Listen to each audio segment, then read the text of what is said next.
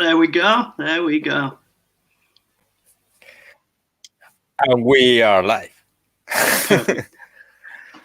How are you, Chris? Yeah, not too bad. Ivan, yourself? I'm getting on. I'm doing okay. I'm a little bit sick right now, but it's not coronavirus, so that's good.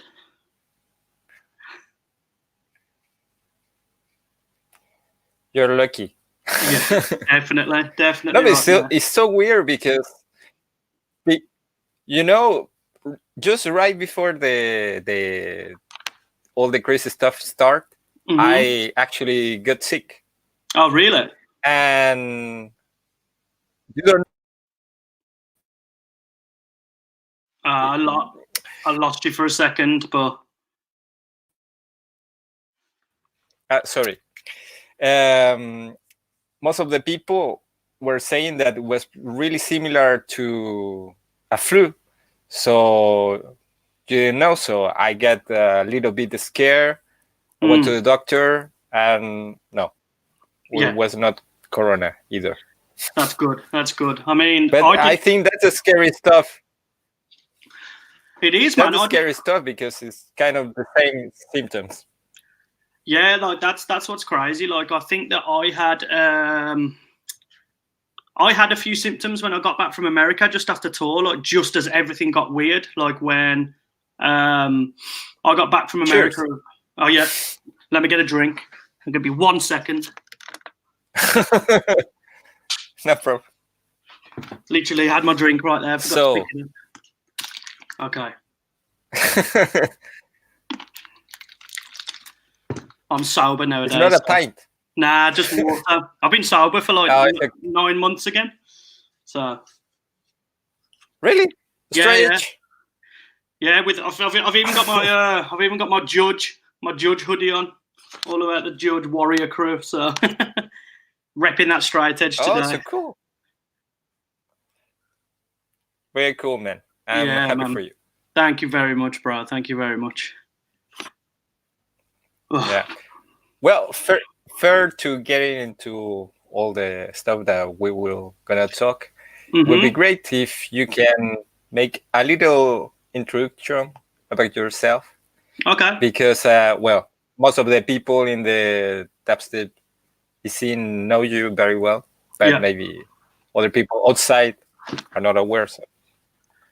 Okay, so I am Chris, but also known as P0gman, which is my artist name. I'm a dubstep producer and DJ from Wolverhampton in England. I've been doing things probably for about officially 10 years was this year. So, which is a bit shit because we had a big year planned and obviously that's not happening anymore.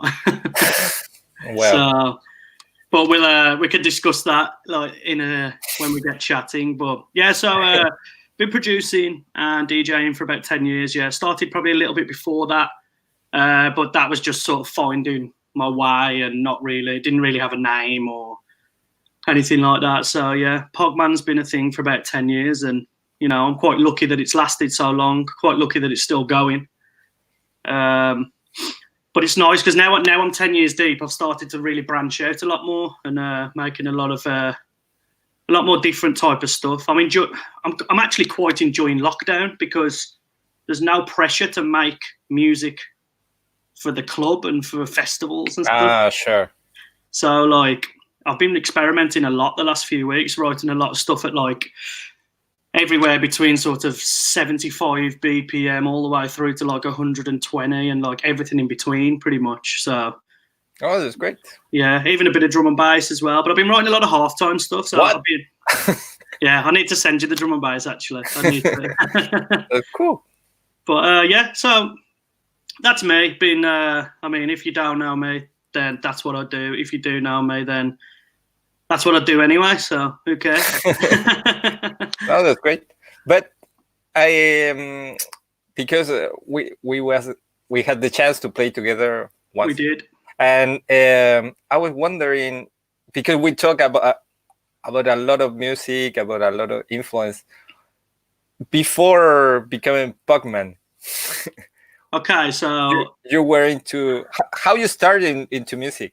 Was always electronic music, or if we go from the very start, so when I was a kid, yeah, I first started to the Spice really, Girls? yeah, of course, man. I'm British. What do you expect? but but the very start, when I first started to sort of find my own way in music, you know, when I was real young, it was just listening to whatever my mum or dad were listening to or whatever. I didn't really have my own sort of pathway in music. So when I first started to really branch out, it's quite a weird story. So I'm not sure what it's called in France or in Chile, but Yeah, it's basically like cable TV. So yeah, you cable. you get like standard channels, but then you can get cable that's got the extra channels. Yeah, you pay Yeah. more, So and you have. when I was probably 10, 11 years old, just before I started high school, we got cable for the first time in my house, and but we didn't have the full package. So the only two music channels that we had was MTV2 and something called The Box. And MTV2 at the time was more alternative. Yeah, exactly. So you know MTV, because MTV2 in America, I think, is something different, but in Europe, it was the alternative and the like the more rocky I think side. was everywhere like that. I'm Oh, not sure really? it's in them. Because I asked my girl in Philly, and she said MTV2 was different in America, but that's Right? that's beside the point. But Yes. so Sorry. I started seeing these weird music videos, and this was around the time that "Spit It Out" by Slipknot had just came out. Marilyn Manson had just done "Beautiful People" video. Wow. I think Linkin Park had just released "One Step Closer." So like at first I was seeing these videos and I was like, who and what the fuck is this music? Like like these guys have got fucking masks on. Marilyn Manson's dressed like a fucking what I thought was a weirdo back then. I was like, and at first I started watching it as a joke, a little bit of fun. And then after seeing the videos like 10, 20 times, I started to think, this is fucking cool. Like, you know, like this is nothing like the shit fucking like boy bands and the stuff I'm used to. I'm used to seeing like, you know, NSYNC, Backstreet Boys, Spice Girls, and then all of a sudden I see fucking Slipknot and Marilyn Manson. I'm like, wow, this is so different.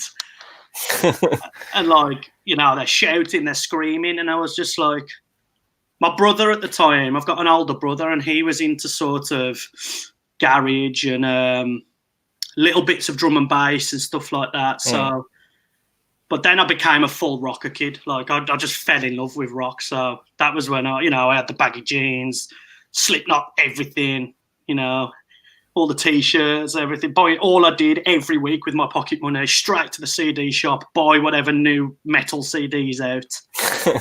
So, that was great. Yeah, and then it was weird because my brother was listening to garage and drum and bass, and I was not really about it because I was a little rebel rock kid. So I was like, yeah, fuck that music. I want to be a rocker. Like, but, and your brother, what was the total?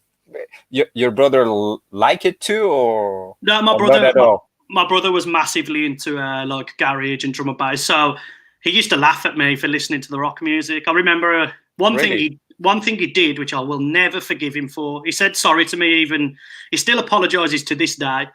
Like fucking nearly 20 years later, I had a huge Slipknot poster on my wall. Yeah, like massive. And without me knowing, and it took me weeks to notice, he just wrote "prick" on one of the guys' heads. No. And I was just like, I was so pissed when I found out. And like, he thought it was hilarious because he's my older brother, and like, still to this day, he's kind of like, yeah, that was a bit of a dick move. I'm like, I know it fucking was. Like, I loved that poster, and you ripped "prick" on one of the fucking dude's heads. Wow. I'll never forget as well. It was Mick, the guitarist. That's the fucking person's head he'd be written on. But so, how old you were when you were starting to listen? Maybe like maybe like 10, 11 years old. So just 10? starting. Yeah, Wow. yeah. 10 I know, seasons. I know. But Okay. I think when I speak to my dad nowadays, and when I look back, it kind of makes sense because my dad was a punk, and Okay. yeah, so like one of my dad's favourite bands was the Sex Pistols, and so I used to listen to some of them.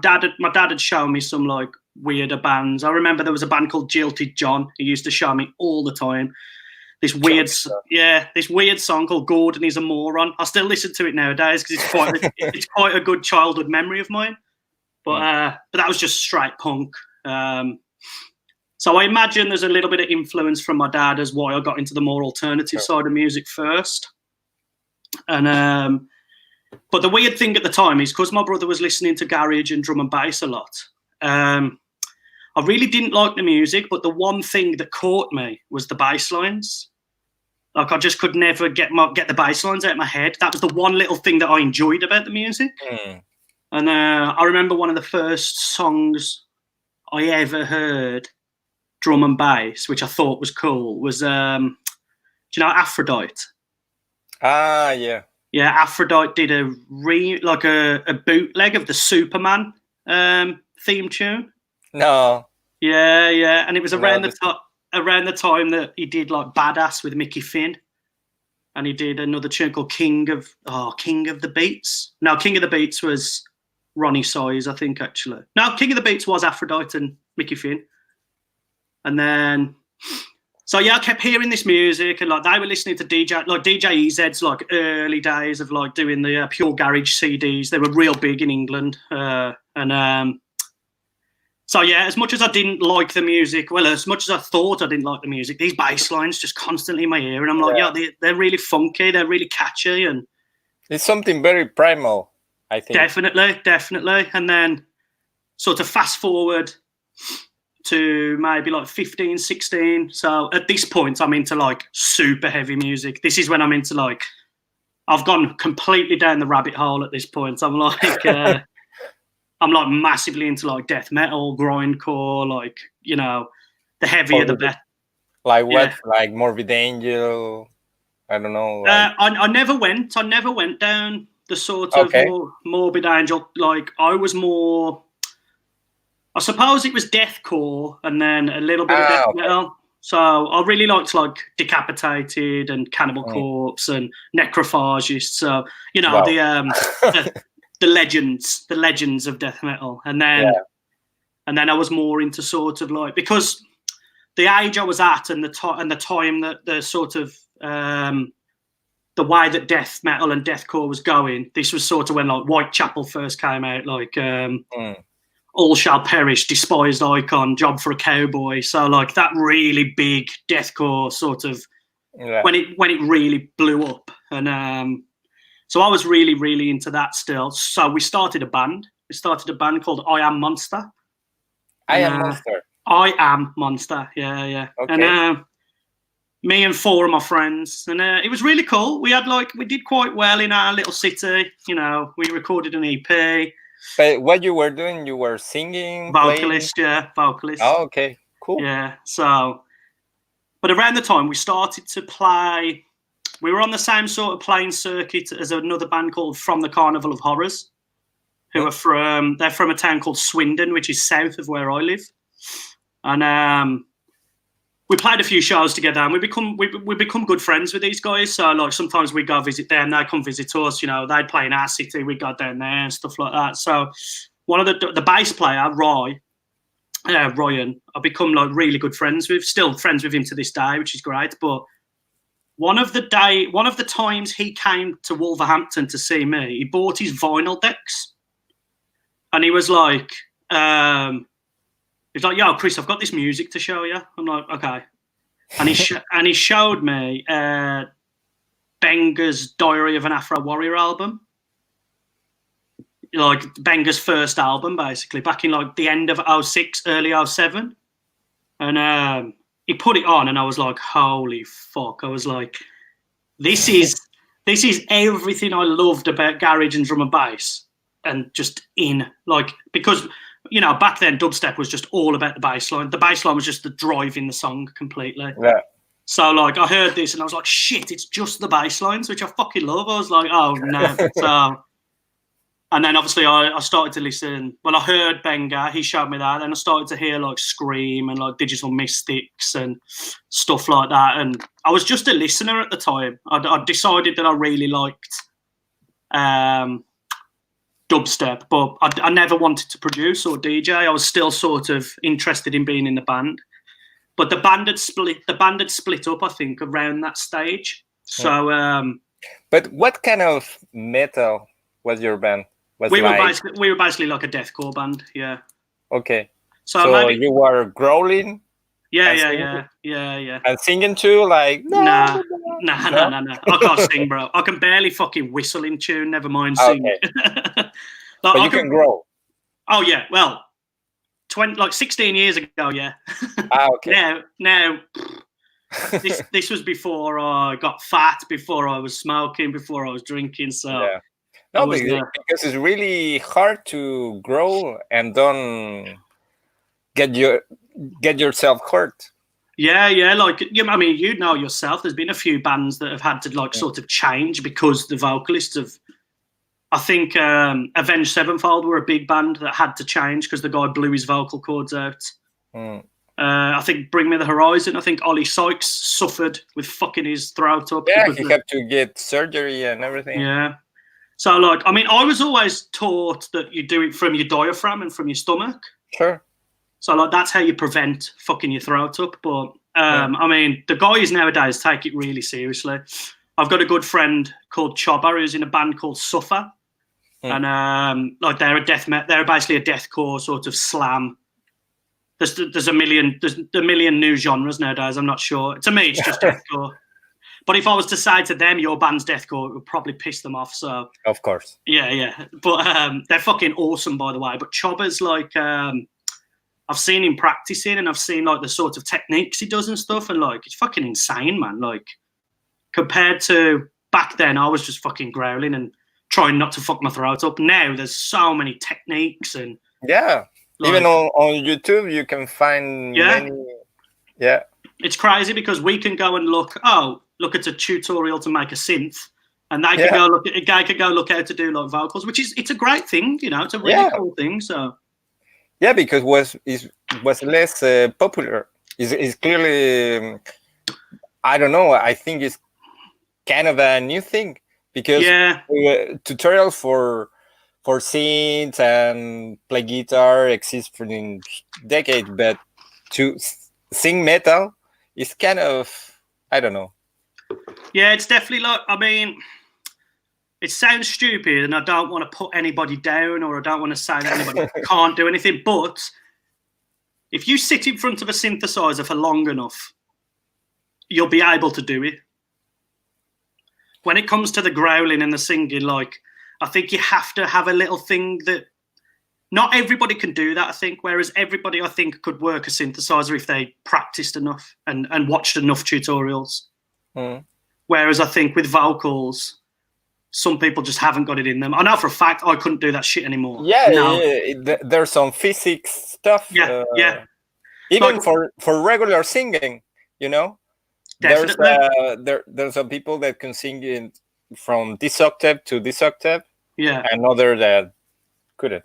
I think it's like, is it Christina Aguilera can hit an octave that no other human can hit or something crazy?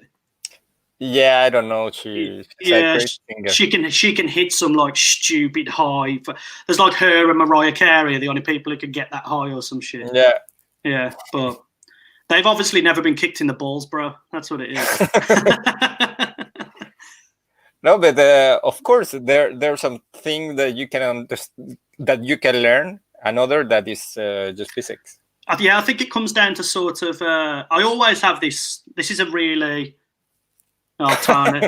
That's one of my best friends. Wow. Yeah, actually, Tony. We're waiting. Tony definitely would have been at the first ever I Am Monster gig all those years ago. Really? Yeah. So you've already heard me growl, so you can fuck off. I ain't doing another one. Okay. Wow. I'm gonna blame it on that. I'm gonna blame it on that I'm sick. Not that I can't do it anymore. I'm sick. Okay, so I definitely. This is a good excuse. Yeah, exactly. Yeah, so maybe next time when I'm a little better. But one of the sort of examples I always use, and whether you like football or whether you don't like football, is like the ongoing argument of Messi and Ronaldo, like who's the best. Yeah, I think that Messi is like born talent, like. You know, like he was born that way and he can fucking play because it's just genetical. Whereas I think Ronaldo is proof that if you fucking try and practice hard enough at something, you'll be able to be the best at something. Like, and that's the way I always like try and look at it, because I don't think they can be compared. I mean, personally, I like Ronaldo more than Messi, but that's just my opinion. But I think some things are genetics and some things are just pure practice and passion for something. Sure. Yeah. And I think, like you said, that boils down to sort of anything. You can apply it to anything in the world. So it's pretty cool, man. So after you... after the band. Yeah. You get it. You was in the part of the history when you got fan of dubstep. But then what happened? Why did you decide to... I think... a little bit that I skipped out. It's not too important, but we really start a new friend of the group, a guy called Bins, started hanging around with us, and he was really into house music. Okay. So we started to go, because we were coming to the age of like 16, 17, 18. So we were starting to go out and drink and we were experimenting with drugs and stuff. So. Go to the club. Exactly, yeah. So we discovered house music and we were really into the sort of electro scene, and sort of would have been like 2006, 7, 8. And yeah, we were going to like God's Kitchen a lot, and like Global Gathering was a big festival out here, Creamfields, like that sort of thing. Yeah.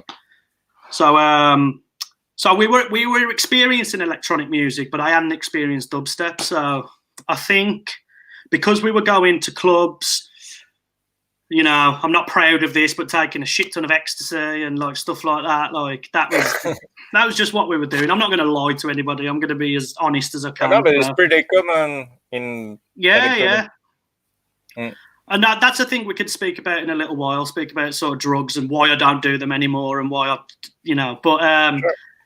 So basically we were already in the clubbing scene, started listening to dubstep, found out that there was a dubstep night in the city next to me, and it was Benga. I think MLK might have been playing. I'm not sure. Called like that? Dubstep night? Yeah. Oh, no. I can't remember what it was called. I have no idea what it was called. But yeah, we found out there was a dubstep night on anyway, so we were like, fuck it, let's go. Let's experience this music in a club setting. And that was the night I realised that dubstep that's exactly what it is. You need to listen to it in a fucking club on a big system to like experience it properly. Yeah. And I went to this night. We had such a good time. There was a few of us there, and but one thing that sort of, and this is the reason I started producing, because of that night. So we were at the night, and there was a few tunes in the night where the build-up was coming, and I was fucking hyped, I was probably on drugs, like waiting for the drop, being like, come on, and then the tune would drop, and I would be like, oh, that was kind of like not what I was expecting. Like disappointed? Yeah, like a little, like the tune was still good, but I don't know. I think I was expecting more, and it didn't happen all night, because obviously they were playing like classics, and so I was having the fucking best time ever anyway. But there was just a few times in the night where I was like, wow, I wish that the tune had did this instead of that. And so like I went home, probably came down and recovered for about 2-3 days, and then I was like, right. The only way I'm ever going to be able to change how that sounds is by doing it myself. I was like, that is literally the only way I'm going to get to like. Well, that's a great initiative, because most of the people just complain. you know. Yeah. Like, that sucks. Yeah, and that's which, bro, I got into a huge thing on Twitter today, literally about that. So I'll speak about that in a sec. But yeah, so I just thought, fuck it, I'm gonna have to try and do it myself. So I got a copy of Reason on my laptop, Reason 4, I think, and started making dubstep. Made my first ever tune, which at the time I thought was the sickest tune in the world, when it was actually the worst song on the planet. And like, I wish I still had it. I really wish I still had a copy of it, because it's like, it must be 12, 13 years old now, this tune must be. And I thought I was so cool because I named it Yellow Dubmarine, which is the shittest name ever. Like, yeah, I thought, oh my God, you know, what can I'll do a little play on words. Yellow Submarine. Oh, Yellow Dubmarine, it's dubstep. Fuck yeah. And like, oh my God. I'm a genius. Exactly. When really it was the cringiest fucking thing ever. But I could work. So yeah, so we did that, and then around the time there was no dubstep in my city. We had to travel a lot to go listen to like club nights and stuff like that. So me and a couple of friends at the time, a guy called Jace, Brute, and a guy called Alex, we started a night in our city, and it was called Bass Moi. And this is really weird. Okay, like in French. Yeah. Which, you know what it means in French. Yeah. Yeah. And the reason we called it Bass Moi is because we'd just seen the movie Bass Moi, which is like a really fucked up movie. Like, somehow we got our hands on like a copy of this movie, watched it. I was like, well, that's fucked up. So yeah, we on a book. Oh, is it a real thing? Yeah, it's a very controversial, well, a very famous writer. Because as bad as it sounds, Virginie Despentes. Oh, okay.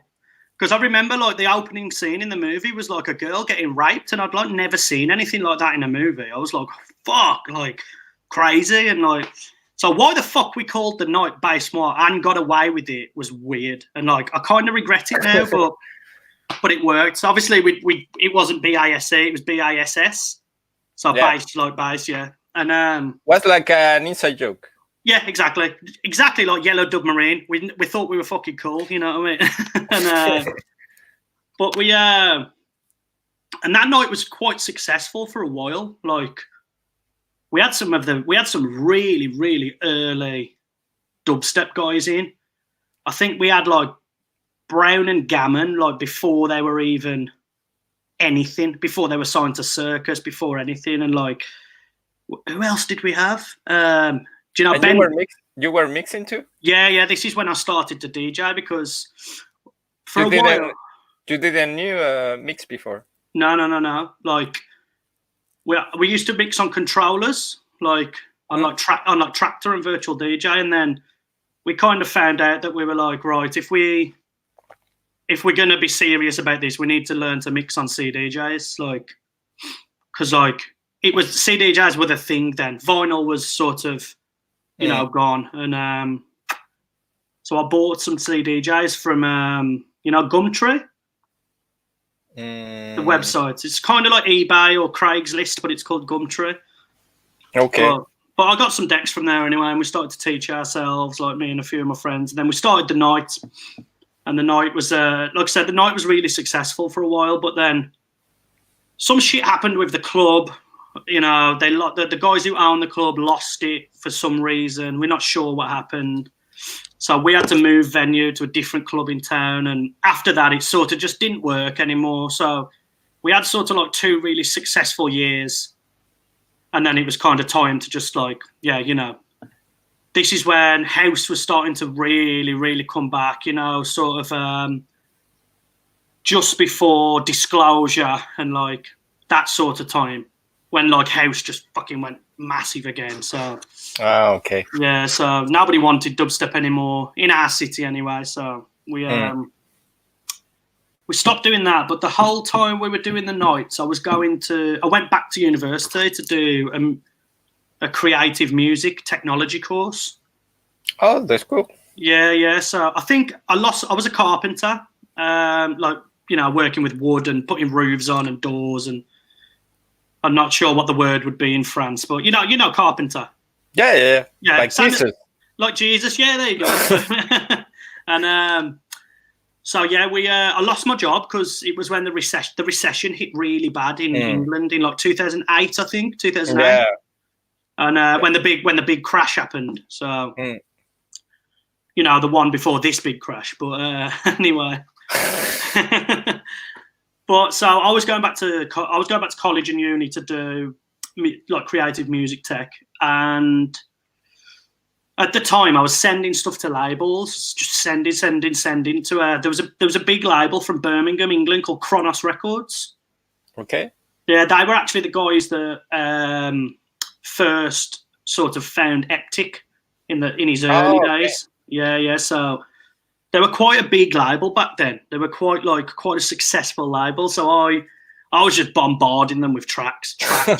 Like they must have fucking hated me, man. And then luckily I started to sort of explore with the really like wet, high resonance, droppy, wobbly sound. The sound that pretty much everybody knows P0gman for. And around the time that like Requake was around and like Bad Clot, early Gentleman's Club, when it was like 50 Carat Coffee, Solomon were separate, early Tramper. There was quite a lot of people sort of like, we were all trying to come up together really. And in the end, I sent the guys like a pack of tunes and they were like, right, we really like it because we sort of think this is what the next wave is going to be. And but we're going to start a sister label. We're not going to do it on Kronos Records. And they were like, and we want you to be the first release. And I was like, well, in my head, I was like, that's basically Kronos Records. So fuck it. I'm in. I'm 100% in. So the record label Styx Recordings is still going now. I think they've gone a lot deeper and a lot more sort of reggae dub vibes nowadays. Okay.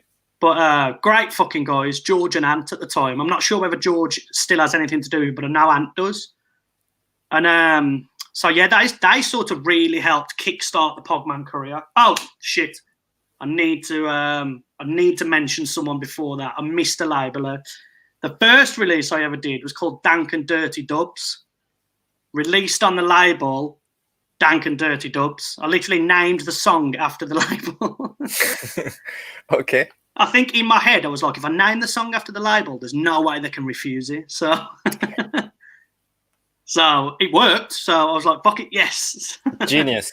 So kids, if you're out there, mate, name all your songs. Never Say Die, Disciple, Dimmer. Yeah. That's how you get. That's it, in 2010. That's the way.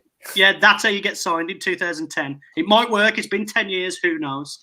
But so basically. Yeah, so Dank and Dirty Dubs, a guy called Sashwat. I think they're still around as well. Always, but they released a lot of stuff from like the Widler and the really deeper side. If you've never heard the Widler, check the Widler out. Fucking amazing producer. But yeah, so they sort of put me on, and then Styx sort of picked me up. Became a part of basically Styx from the very start. Stuck around with them for a while, did quite a few releases. The first ever release I did was the P0gman EP on Styx. And funnily enough, Eptic actually did the artwork. No. Yeah. So like I can officially say now Eptic's huge and big and famous. As much as I love him just as much this day than I did back then because he's just such a lovely guy. He actually did the artwork for my first ever EP. And it was good? Yeah. It was literally like it was literally just me, like a big character of me just leaning on some buildings. It was like really cool, just really cartoony, and it was a cool little thing. But so yeah, we put that out, and then we started to just push more singles, more like compilations. We did another EP. I can't remember if I did 2 or 3 EPs with Styx. I did the Shut Up and Fish EP, which was the one after P0gman, I think. I think we did 2, and the rest was just singles. But this was around the time where you could put a whip on SoundCloud and it would get like 50,000 plays, like like a couple of days. Entirely. You remember the glory days of SoundCloud when it was fucking sick. And so like we were getting booked off the back of fucking SoundCloud links and shit, man. We weren't like, it was crazy. Started to tour Europe a lot. Started to play a lot of shows in sort of Belgium. This is when Belgium was fucking popping, man. The first ever show I played outside of the UK was at a sort of indoor festival type big rave called I think it was called Wasted, and I'm not 100% sure, but I'm pretty sure it was Hans who does Rampage. I think it was his thing before Rampage. Really? Yeah, I think so. I might be wrong. If I am wrong, Hans, I'm sorry, but but I think it was.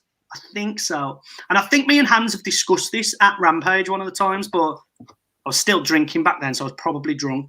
But but yeah, so that was the first show I did. And then it really started to pick up, started to go. We were playing in Belgium a lot. This was the days when like dubstep drum and bass parties were still completely crossed over. Yeah. Yeah, to me, some of the best years in Belgium, like when you could go and it wasn't about like, oh, there's a dubstep room and there's a drum and bass room. It was just like, there's a shitload of DJs. Some of them play dubstep, some of them play drum and bass. Like, let's go. The best. Yeah, it keeps the fans on their toes. It's not just the same shit all night. So yeah, started touring sort of Belgium, Holland. Around 50 Hertz was getting really big. There was a party called Resist. I don't know if you've ever heard of Resist. That was in Eindhoven. Was it Eindhoven or Rotterdam? I think it was in Eindhoven. But Resist was the guys from 50 Hertz, and there's a nightclub in Amsterdam called Paradiso, which is an old church. Fucking amazing nightclub. It's about 400 meters away from the Melkweg where they do 50 Hertz. And a guy called, I'm going to forget his name. Such a big thing for dubstep in Holland he was. Gomez was his name. And he did a night called Oi, which was at the Paradiso place. And it was more the deep. So 50 Hertz was your more like heavier, more commercial side of dubstep. And then Oi was your more classic, deeper, more, the classic side of dubstep basically. So I was lucky enough to play both, which was really cool.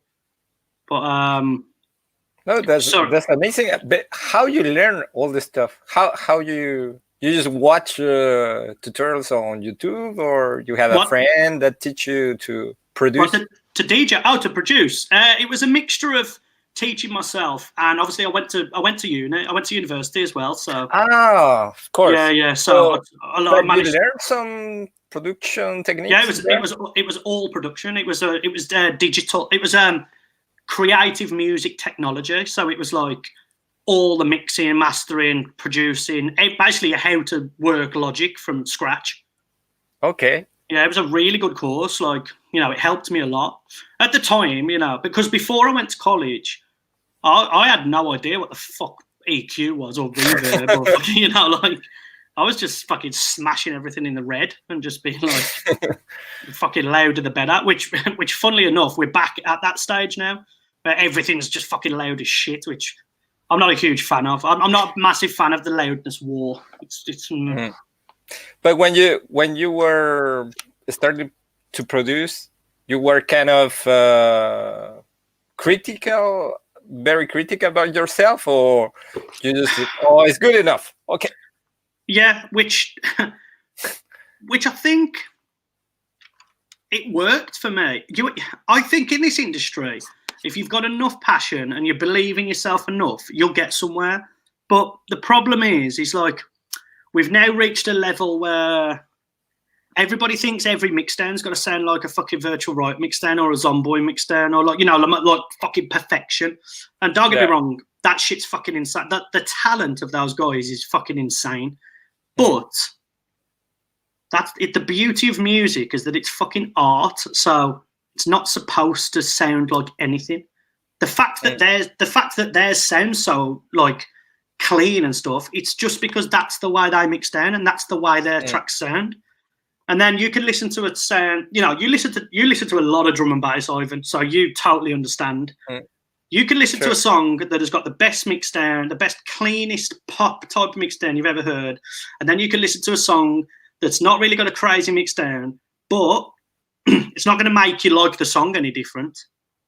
Like this song with this shitty mix down could be the best fucking song you've ever heard. Do you know what I mean? Like, yeah, of course. And sometimes, for me, I think that's a kind of a problem with a lot of producers that get lost in the sound design and the mixing.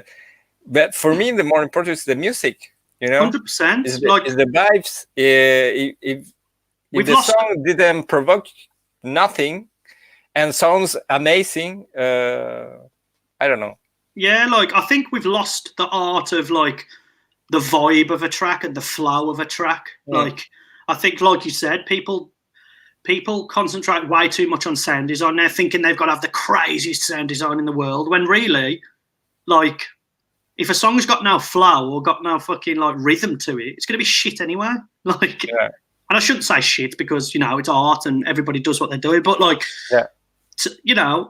a mix down and a sound design isn't everything. Which unfortunately, I think we live in an industry now where that's what people think it all is. Everybody thinks they've got to be as good as Noisia at fucking sound design. That's kind of, and that's scary when you think.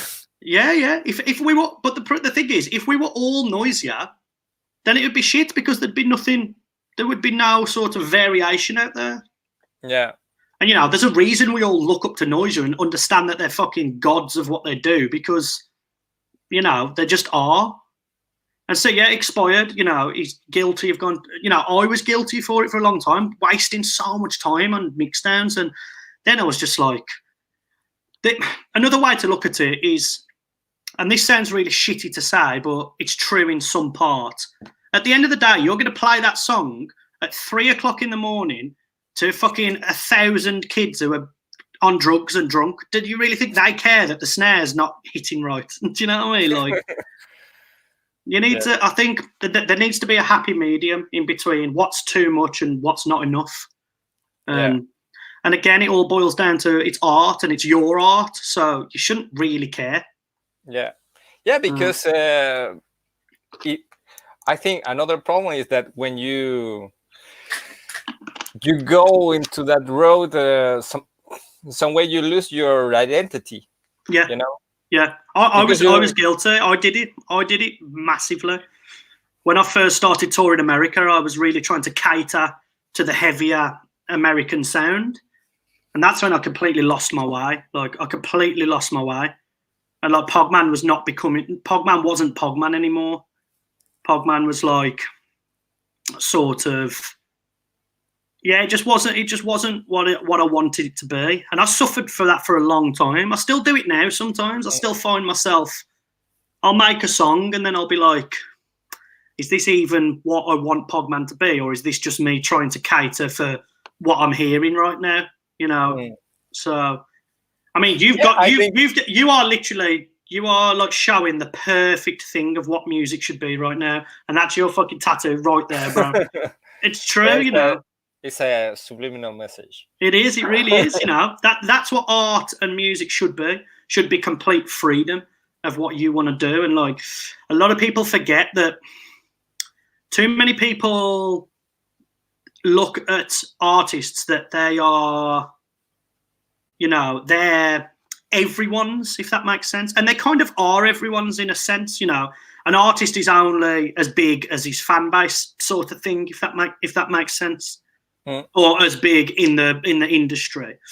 But like when I started, for instance, and I know you're probably the same, we were just making music for ourselves because we wanted to make music. Yeah, of course. And it's very easy to get lost in the way of. Sometimes you have to take a step back and ask yourself, why am I making music? Like, why am I making this project that I'm doing right now? Yeah. And if it's for any other reason than, you know, you love what you're doing and that's what you want to be doing, you're probably doing it for the wrong reasons.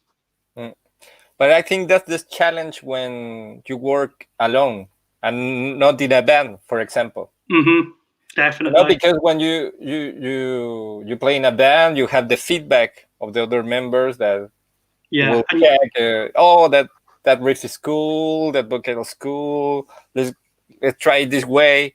But when you're alone, maybe, I'm sure it happened to you. You make a tune, you say, "Wow, I'm a genius. This is the best tune ever." Yeah. And a couple of days later, it's like, no. Yeah.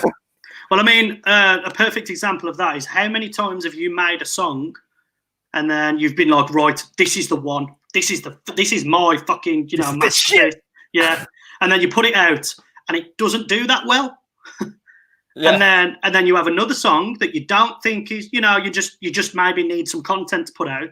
So you don't really believe in it that much. You put it out and it fucking blows up and it's the smasher.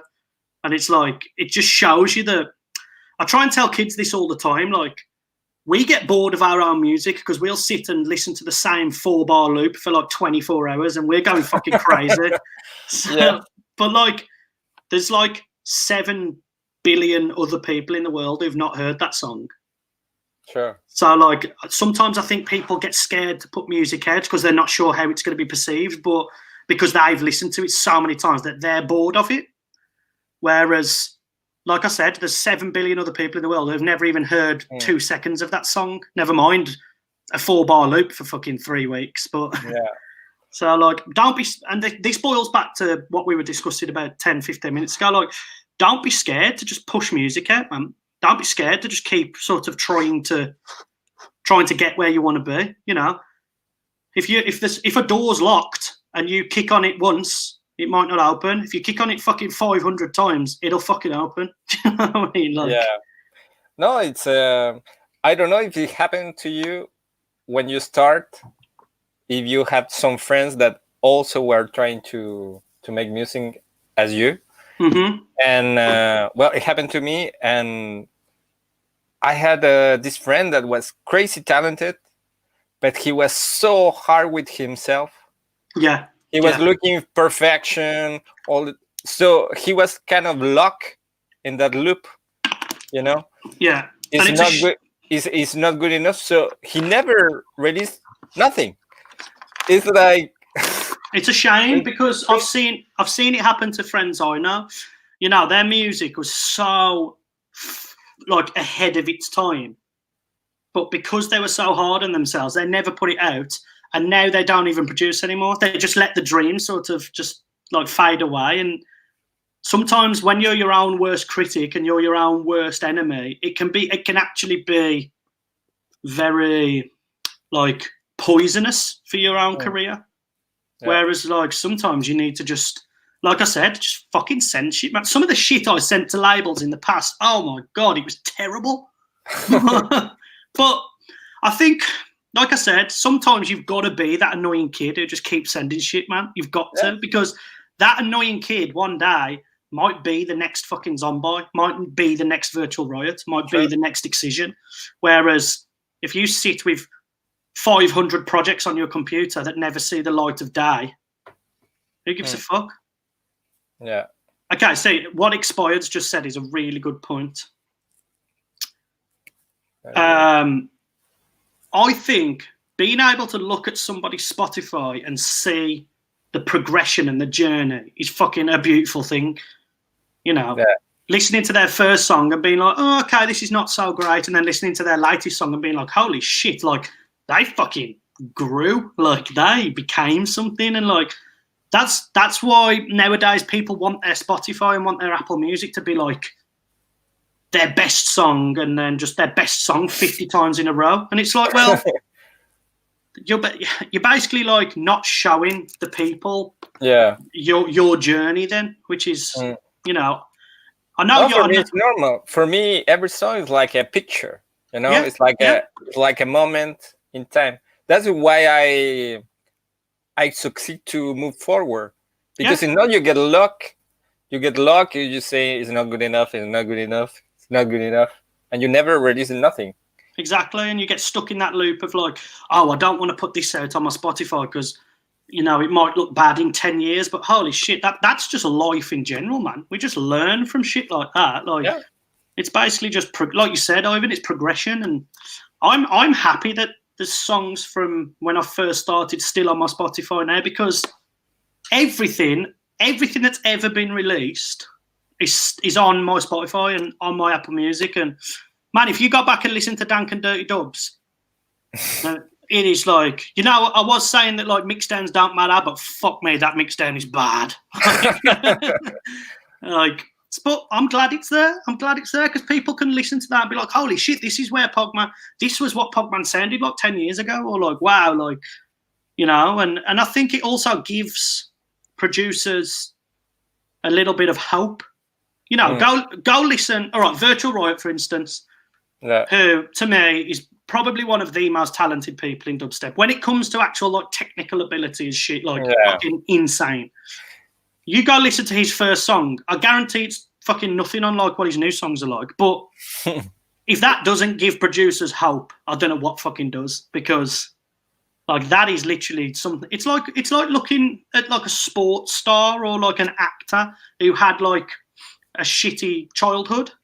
Yeah, it's inspiration basically. It's inspiration for younger artists. Yeah, so, no, it's great because it's not. It's so overwhelming. It's overwhelming that you feel, you know. Yeah, definitely. You can feel. I remember Virtual Riot. He did something on YouTube with Disciple, something like listen their first projects. Oh, you know? Sick! That's really cool. That's really cool. And they were really shit stuff. So that exactly. It's inspirational, man. Like, you know, you look at anybody, and it gives the kids a sort of chance to think, oh wow, like they did it, and they didn't really know what they were doing at the beginning. So of course I can do it. So I think if you ever worry about your bad work being online forever, then that's a bad way to look at it, man. That's a very bad way to look at it. Like, that's just that sort of makes you ashamed of stuff you've done in the past, and I don't think you should. I mean, yeah, we've all done stuff that we probably shouldn't have done, but you learn. Yeah, you learn and you grow.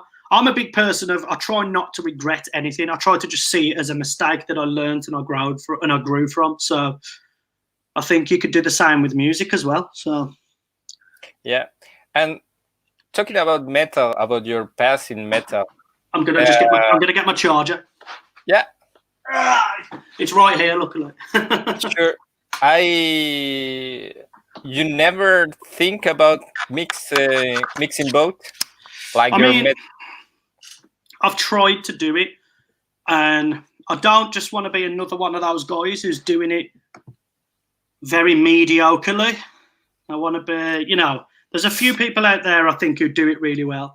The only time, and plus, I don't play any instruments anymore. Well, I play instruments, but I've just not got any. So, for instance, I've got 2 metal collabs at the moment. One being mine and yours. What? yeah, the big premiere. But so yeah, one of them is mine and yours, and the other one is mine and, you know, the band I was talking about earlier called Suffer, the guys from my hometown. Yes. Yeah, so another one's with those guys, and the reason I think that those ones will work is because I'm working with somebody who can play an instrument, or like somebody who did the bit of the song that I couldn't do without just finding a sample or some shit like that. So okay.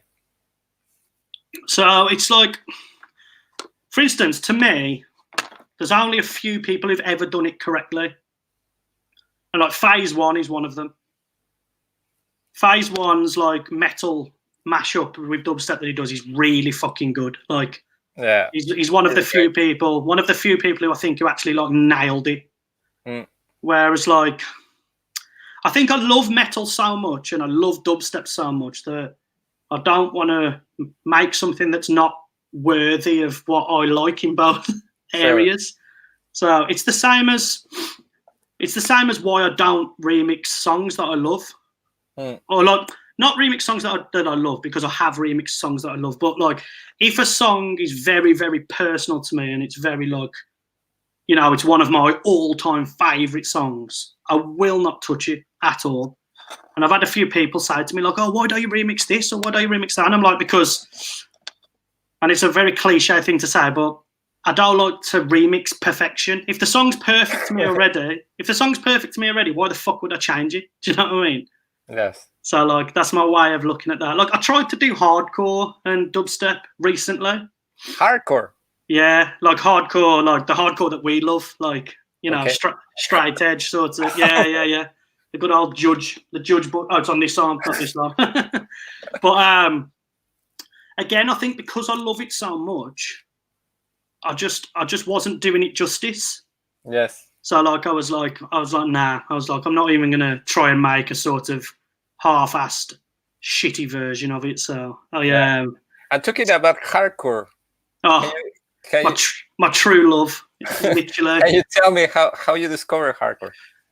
So, obviously, around the time I was listening to sort of all the deathcore and stuff like that, I was listening to a lot of metalcore as well. So, like, a lot of like As I Lay Dying and Unearth, and you know, like that sort of like really riffy metalcore type stuff.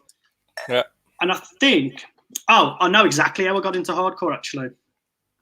One of my friends, Chris, he was a little older than me, and but he was just like, he just knew so much about music. And like, I started going to a rock club, probably about 16, so probably about 15 actually, because it was weird because I had a fake ID and I used to go to this club. No. I went for like two to 3 years and didn't even drink. All I wanted to go there was to just listen to the music. So like, I was sober. I didn't really drink until I was like sort of 17, 18. So for years I was just going to this rock club because I just wanted to listen to music that I loved and just hang around with my friends really. So at this time I was sort of probably still into, I think I was going through my sort of emo post-hardcore stage at this point. So I want to see pictures. Oh God, I'll send you some. And so I was listening to bands like Atreyu, like Hawthorne Heights, 18 Visions probably come. No, so 18 Visions at that time were not as heavy as they were previous.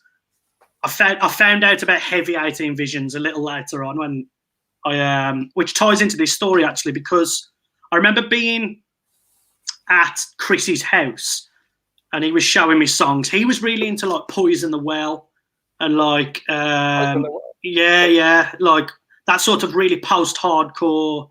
Yeah. What other bands was Chris listening to at the time?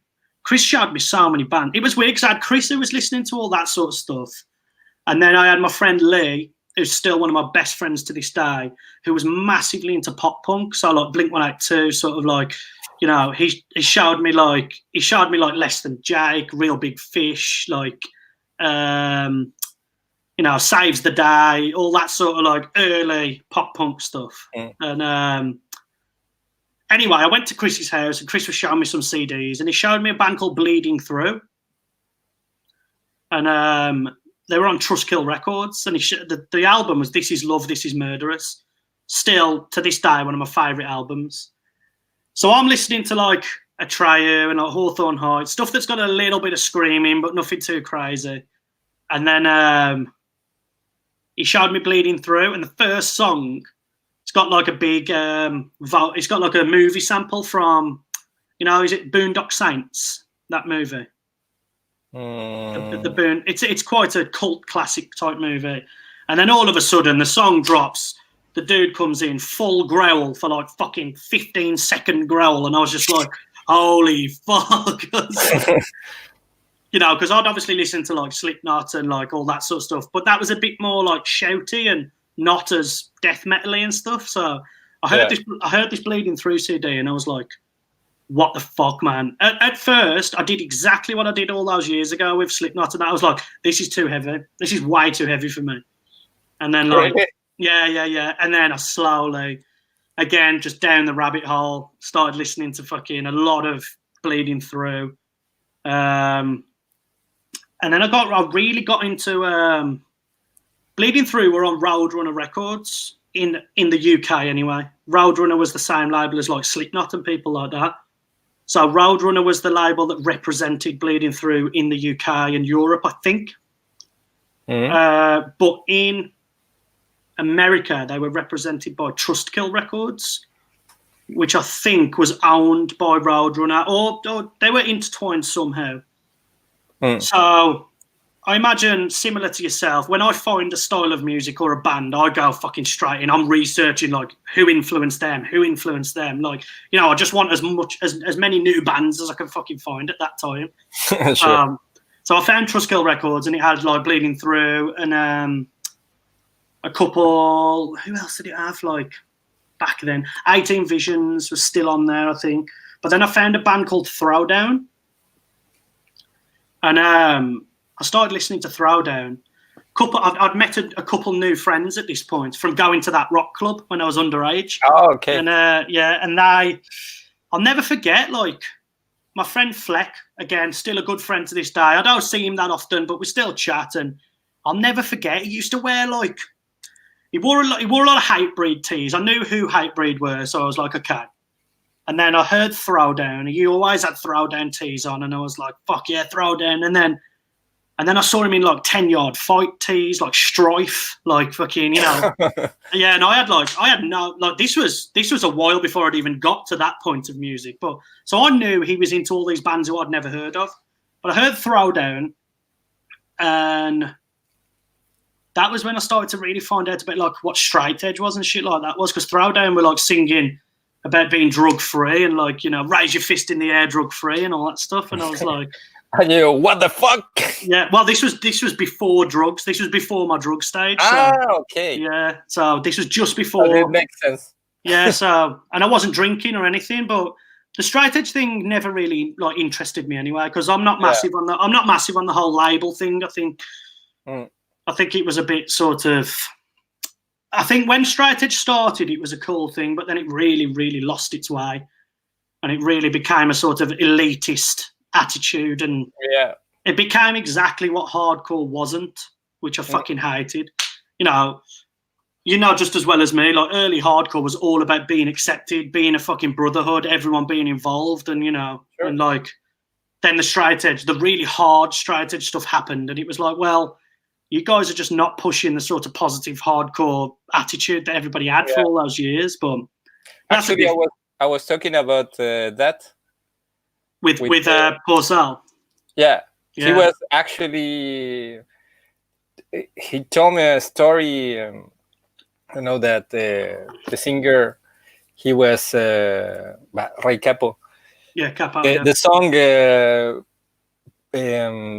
"Break Down the Walls" talk about that, because he was in the old days. He was realizing that kids were kind of misunderstanding straight edge. Yeah. And they start to feel better than the rest. And it's true. I think a lot of the original straight edge dudes really turned their back on straight edge. Like, I don't think they turned their back on the way of it in the sense of, like, started drinking and smoking and shit. Like, they were still technically straight edge, but they were just over. Like, it really just got consumed by people who just wanted it to be this, like, it started to become more of, like, a malicious movement than an actual like positive movement. Yeah, sure. And it happened in United States that there were actually gangs. Of straight edge. Like the harder, like, beating drug dealers, especially in, like, Boston and shit, where that you know, those guys fucking love fighting anyway in Boston. But so but so you never saw a documentary called Boston Beatdown? Oh yeah, I remember Boston Beatdown. Yeah. That's crazy. Fucked, mate, so fucked up. But so yeah, I kind of found out what straight edge was from Throwdown and stuff like that, and that was also the same time that Terror got signed to Trustkill as well. And then I really got in. Then that was when I really got into hardcore. Like, it was cool because it was a little bit heavier than what I was listening to, but it still wasn't.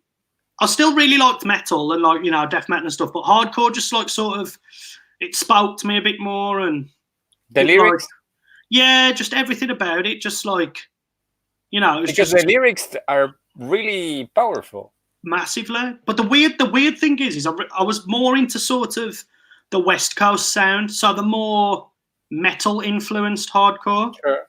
So like Terror, like Throwdown, and it's weird because at the time I heard obviously like 10-Yard Fight, and I heard Floor Punch and sort of Side by Side, Youth of Today, and it never really interested me. To me, in my head, I was like, oh, it's a bit too underproduced, and it's a bit too like. Yeah.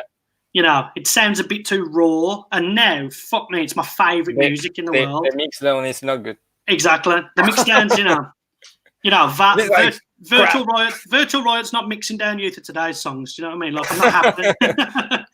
But like, it's weird because now that is the hardcore that I love, and that's the hardcore that at the time I kind of ignored, but then years down the line, like probably in the last 5-6 years, I started to really, because while I've been doing the dubstep thing, metal and hardcore's always been sort of like on my shoulder. It's always been there. It's never gone away. It's always sort of, it was hard for me to keep up with what was going on, but like it was always still there. So, and then the last few years, for some reason, I'm trying to think why I got back into sort of like Youth Crew and stuff. I think I watched a documentary. I think I must have just watched a documentary about like the Washington Hard. Oh, the Salad Days. Maybe Salad Days, or maybe like it might have been the Edge documentary. Oh, okay. The one that's just called Edge. Yeah. And the guy like does the full sort of rundown, and he's doing the little boxes on the piece of paper to explain all the different bits of like straight edge. And I think I just watched something like that, and I saw like Youth of Today, and I saw like Minor Threat and stuff like that. And I remember the whole time I was listening to music, my whole life, one band that always got mentioned, and I never listened to them until about 6 years ago, was Fugazi. Oh. I just never listened to them for some reason. Everybody was always talk about them, and I just never gave them a chance. And then I listened to them, and I was like, holy fuck, I missed out big time here. Like, I think I only listened to it after watching that documentary, because I obviously found out about Ian MacKay, and I found out he was Minor Threat, and then he started Fugazi. Well, he did Embrace just in between, and then he went and did Fugazi. And for some reason, like, because I try to be quite a positive person nowadays. I was quite a negative, like, I was never like an asshole, but like I just viewed life quite negatively for many years. And then like when I think sometime in dubstep or in electronic music in general is kind of something that is missing, like a message, something. I think because it's such a party-driven genre. Yeah, I don't think it needs a message as much, because it's obviously got a lack of lyrics. Yeah, you know, like samplers. So yeah, the hardcore message was very easy to put across because of the lyrics. And so I think dubstep sometimes. I think with dubstep and with sort of the EDM world in general, you need to, well, not the whole EDM world, because there is a lot of sort of emotional end, like, you know, the more commercial stuff with lyrics and stuff. But I think it boils back down to what I said, you know, like an hour ago, where like dubstep is meant to be experienced in a nightclub, like, or in like in that setting, whereas like, because it's really weird. People ask me all the time, like, oh, what do you listen to at home? Like, what dubstep do you listen to? I'm like, I do not listen to dubstep. Like, it's the last thing I listen to. Like, if I was to show you my Apple Music, it's basically like 80% hardcore.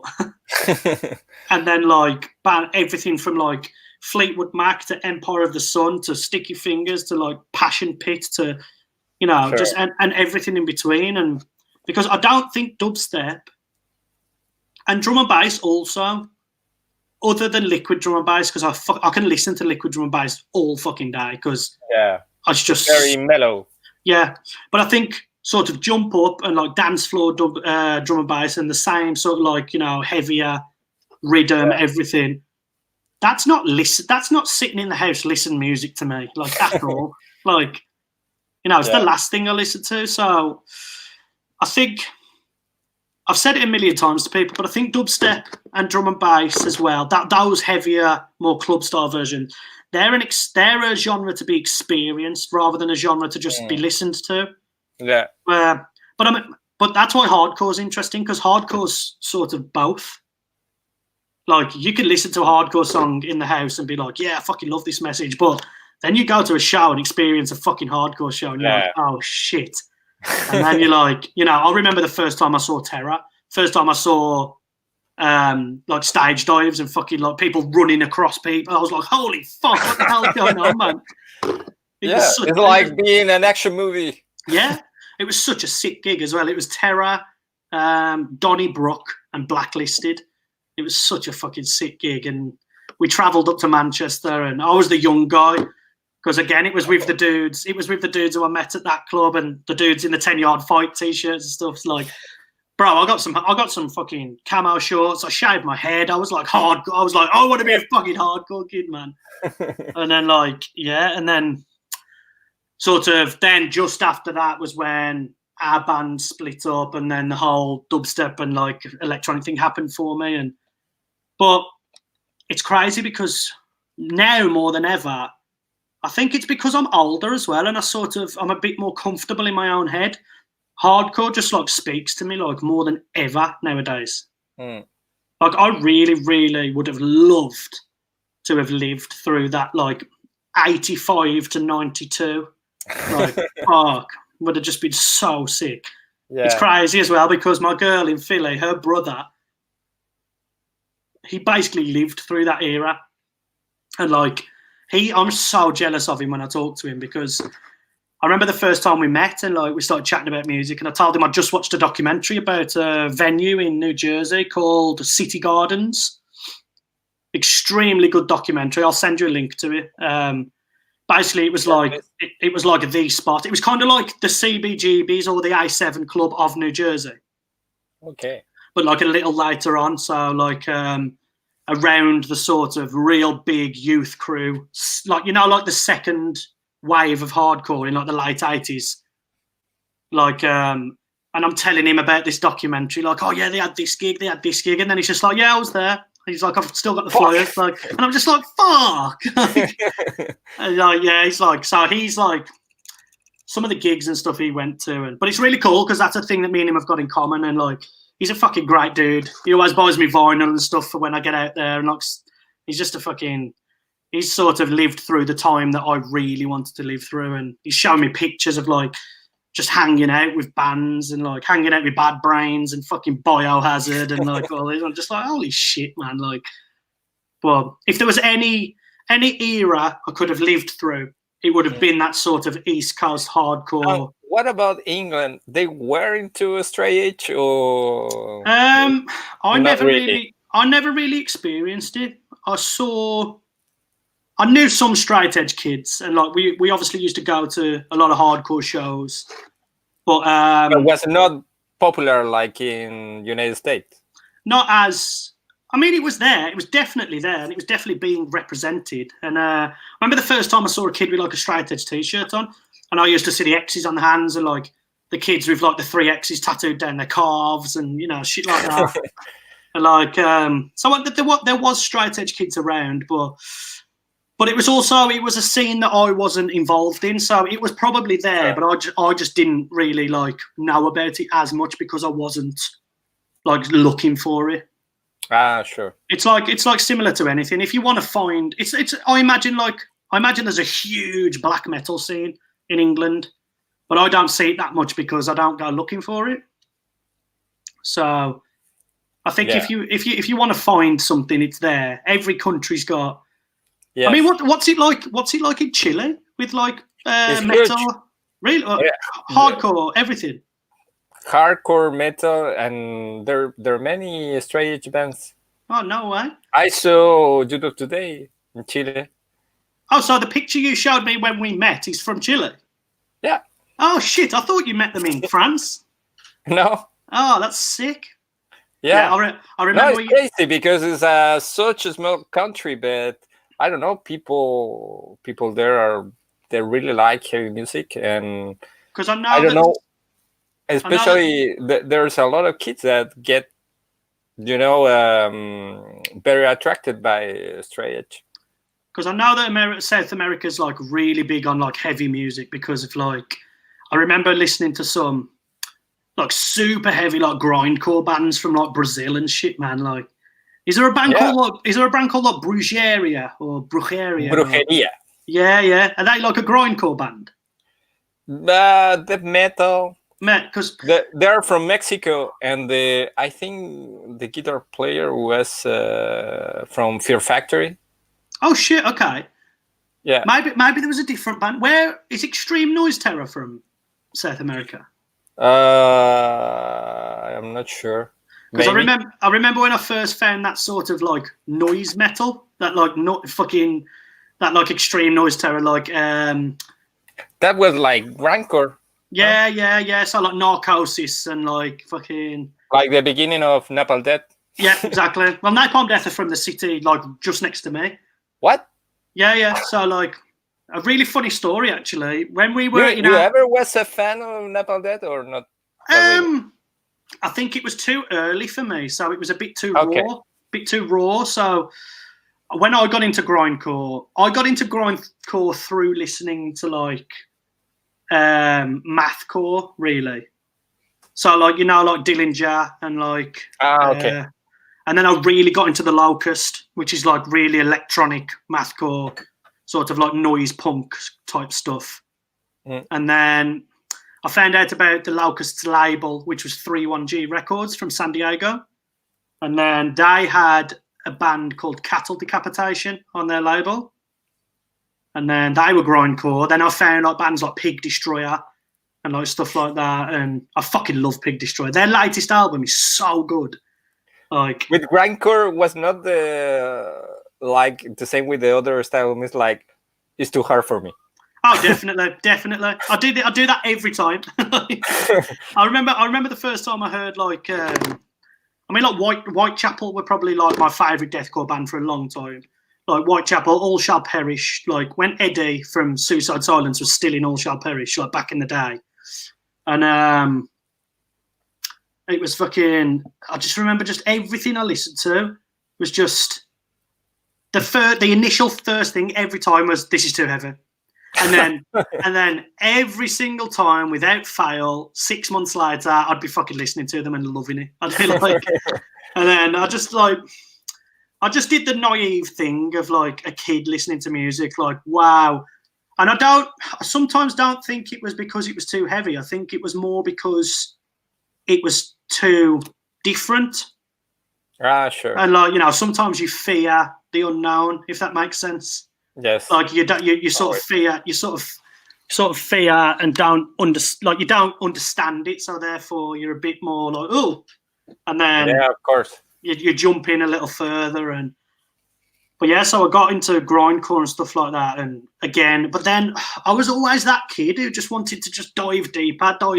So, and I used to just get so intrigued. I'd be like, why the fuck are these people making this crazy music? And then before you know it, I'll find about like anal blast and like anal cunt, and then I'm listening to like fucking, and then I find out about like porno. I'm sorry, I think I interrupt you. You were about to tell a story about the, I don't know, Napalm Death that lived close to you. Oh shit, yeah. So the no, it's fine, bro. Like I said, this podcast with me and you could last fucking days, but like, so Napalm Death are from the city next to me. So when we were in our band, I Am Monster, we started a practice room. The practice room we were like practicing at in our city was not that good, and we heard about a practice room in the city next to us in Birmingham that was like, you know, the place to go to, and it wasn't too much more expensive, and you know, they got a couple of the guys in the band had started driving, so we were like, fuck yeah, you know, let's upgrade, let's start going to so we started going to this place called Rabana's, which was huge practice rooms in Birmingham. I think it's still there actually, and they were they must have had just the room without the instrument or with the instrument. Nah, they've got like they've got a few cabs, and they've got like a standard drum kit. So you bring your own cymbals and stuff, but the drum and a little PA for the vocals. Yeah. So I'd bring my own mic, and the guys would bring their own like cab heads and their guitars. The drummer would bring his own snare and his cymbals. So, but they had like 50 rooms. Like it was a big place. Wow. Yeah. And like, I think it was quite famous for bands also that if they were performing in Birmingham, like quite big bands, they'd go there for rehearsals beforehand. Ah, okay. So like we saw like quite a few people, you know, famous people and stuff. But like the one day, I think we were practicing like 7 p.m. till 9 p.m. So we're waiting outside the room because there's a band in before us, and then it gets to like 7 p.m. and we're like, oh, they'll be out in a sec. Gets to like 7:05 and I'm like, right. Gets to like 7:10 and I'm like, right, I'm going in. I need to say something. So I burst in the door. No, my watch is trying to talk to me. I burst in the door like ready to say, what the fuck? And it's Napalm Death practicing. No. Yeah. So I'm like literally standing there like, fuck, because I don't know, have you saw that the two guitarists from Napalm Death are fucking like massive long ass hair, just like look at me. And I was just like, shit. And like I literally was just like, oh, sorry guys, like we're supposed to be in at 7, like, and they were like, yeah, we're just finishing this song or something. I was like, yeah, cool. I was like, take as long as you want. And we walked back out, and anyway, luckily when they came out, they were cool. They were like, oh, sorry guys, you know, I think they just got back together after like 10 years or something, so they were practicing again for a new tour. Wow. So like, but I walked in, you know, ready to be Mr. Tough Guy, like, what the fuck, man? And and then I looked at the two guitarists. Luckily, the lead singer's quite small, but I thought, you know, maybe I could have took it, or maybe I could have taken him, but the guitarist, no chance. But fucking yes, but yeah. So Napalm Death, like, they were definitely a band I knew about them. I knew how important they were. You know, they basically invented grindcore, and like, of course, yeah, and. But I think South America really took on that sort of grindcore, like heavy, like tribal sort of sound, like so but well. For me, Napalm Death was really kind of the root of it was more hardcore than metal. Yeah, like it had that sort of. And then with the years, you can listen to it more and more. That kind of influence. It's similar to like, again, from watching a lot of documentaries and from sort of like researching myself, I started to realize how close like hardcore and thrash were. Like, and then I started to sort of appreciate thrash bands probably a little bit more after that. Like, and then there's like, I mean, I don't know if you saw the New York Hardcore Chronicles. No. It's a documentary. It's been out a few years now, but it's fucking awesome. Again, I'll send you a link. You need to watch it, bro. But I don't know if you saw, you know, Vice.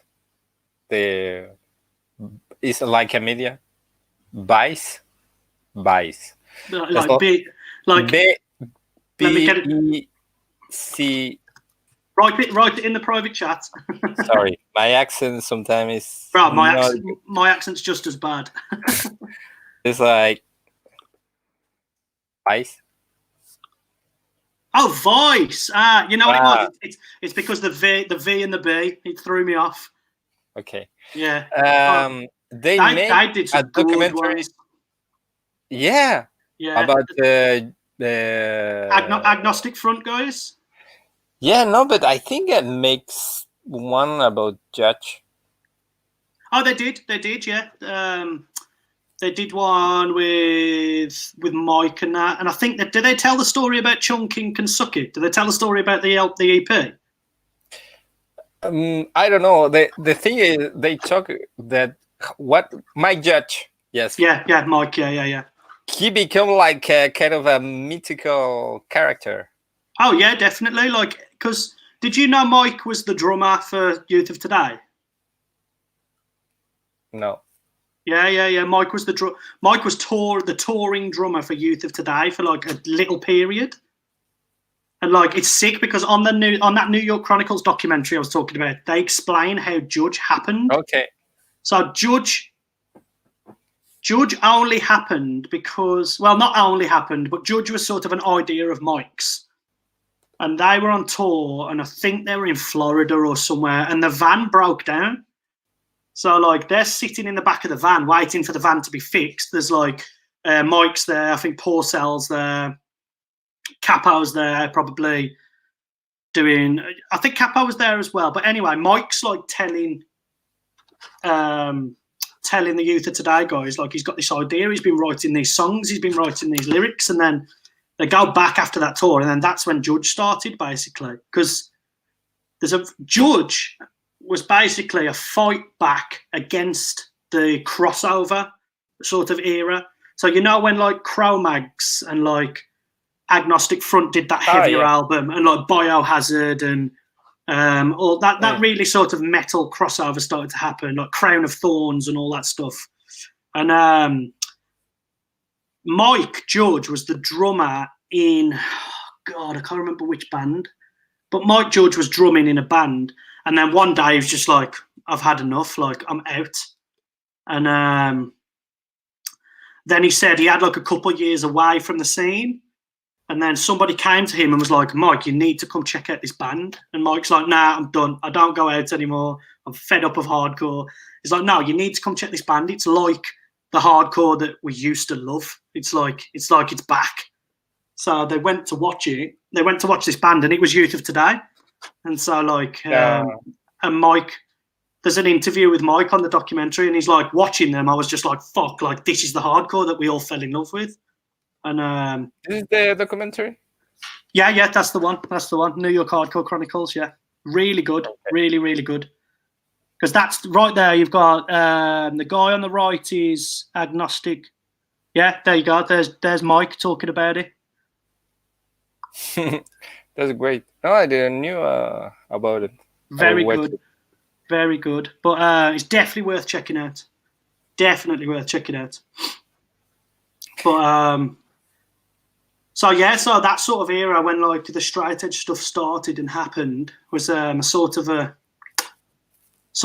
not a fight back, but a sort of a, you know, let's make hardcore what we remembered it to be, like the days of like Minor Threat and like SSD and like, you know, all the early like Washington hardcore and stuff like it's that. crazy that there are a lot of bands that came from Washington.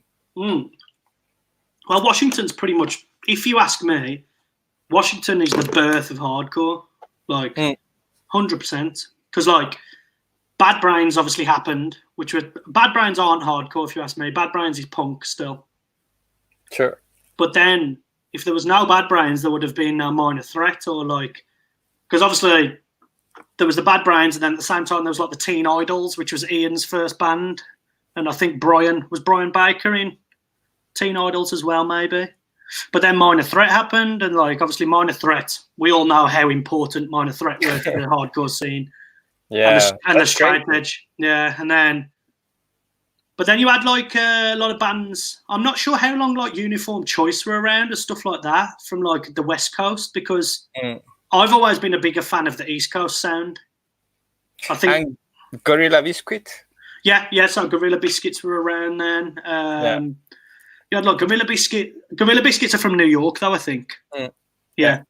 But yeah, so one of my favourite eras of music, which I think they mention in Salad Days, is the Revolution Summer era, which was Embrace, Rites of Spring, and One Last Wish, and like Minutemen, and then Fugazi sort of started from that as well. And Ian MacKay always said that it was the sort of era when the hardcore kids realised that they didn't have to be so like bro-y anymore, and they realised they could sing about their feelings and stuff. Yeah. So like there's 3 albums that came out of that era, which is the Rites of Spring album, I can never remember what it's called, but yeah, I'll tell you exactly what it's called. There's the Rites of Spring album. Then One Last Wish released an album called 1986. And then Embrace released a self-titled album called Embrace. You ever were a fan of Have Heart? Oh, you know, I was going to get round to Have Heart and stuff, but so like have bands like I'm just going to find this album for you. Oh, it's just called Rites of Spring on Apple Music, but I'm pretty sure that's not what it's actually called. But yeah, so Rites of Spring, Embrace, and One Last Wish, 3 of like my favourite bands to ever come out to Washington. And all of them pretty much happened because of Ian MacKaye, the fucking godfather of hardcore. So yeah. And for me, the funny is like he wasn't trying to create nothing. Oh no, straight out. Like in every single like interview, he's like, I just wrote that song because I was just writing a song. He was like, I never expected it to spark this fucking 40-year movement. Like, what the fuck? Yeah. Yeah. No, it's crazy.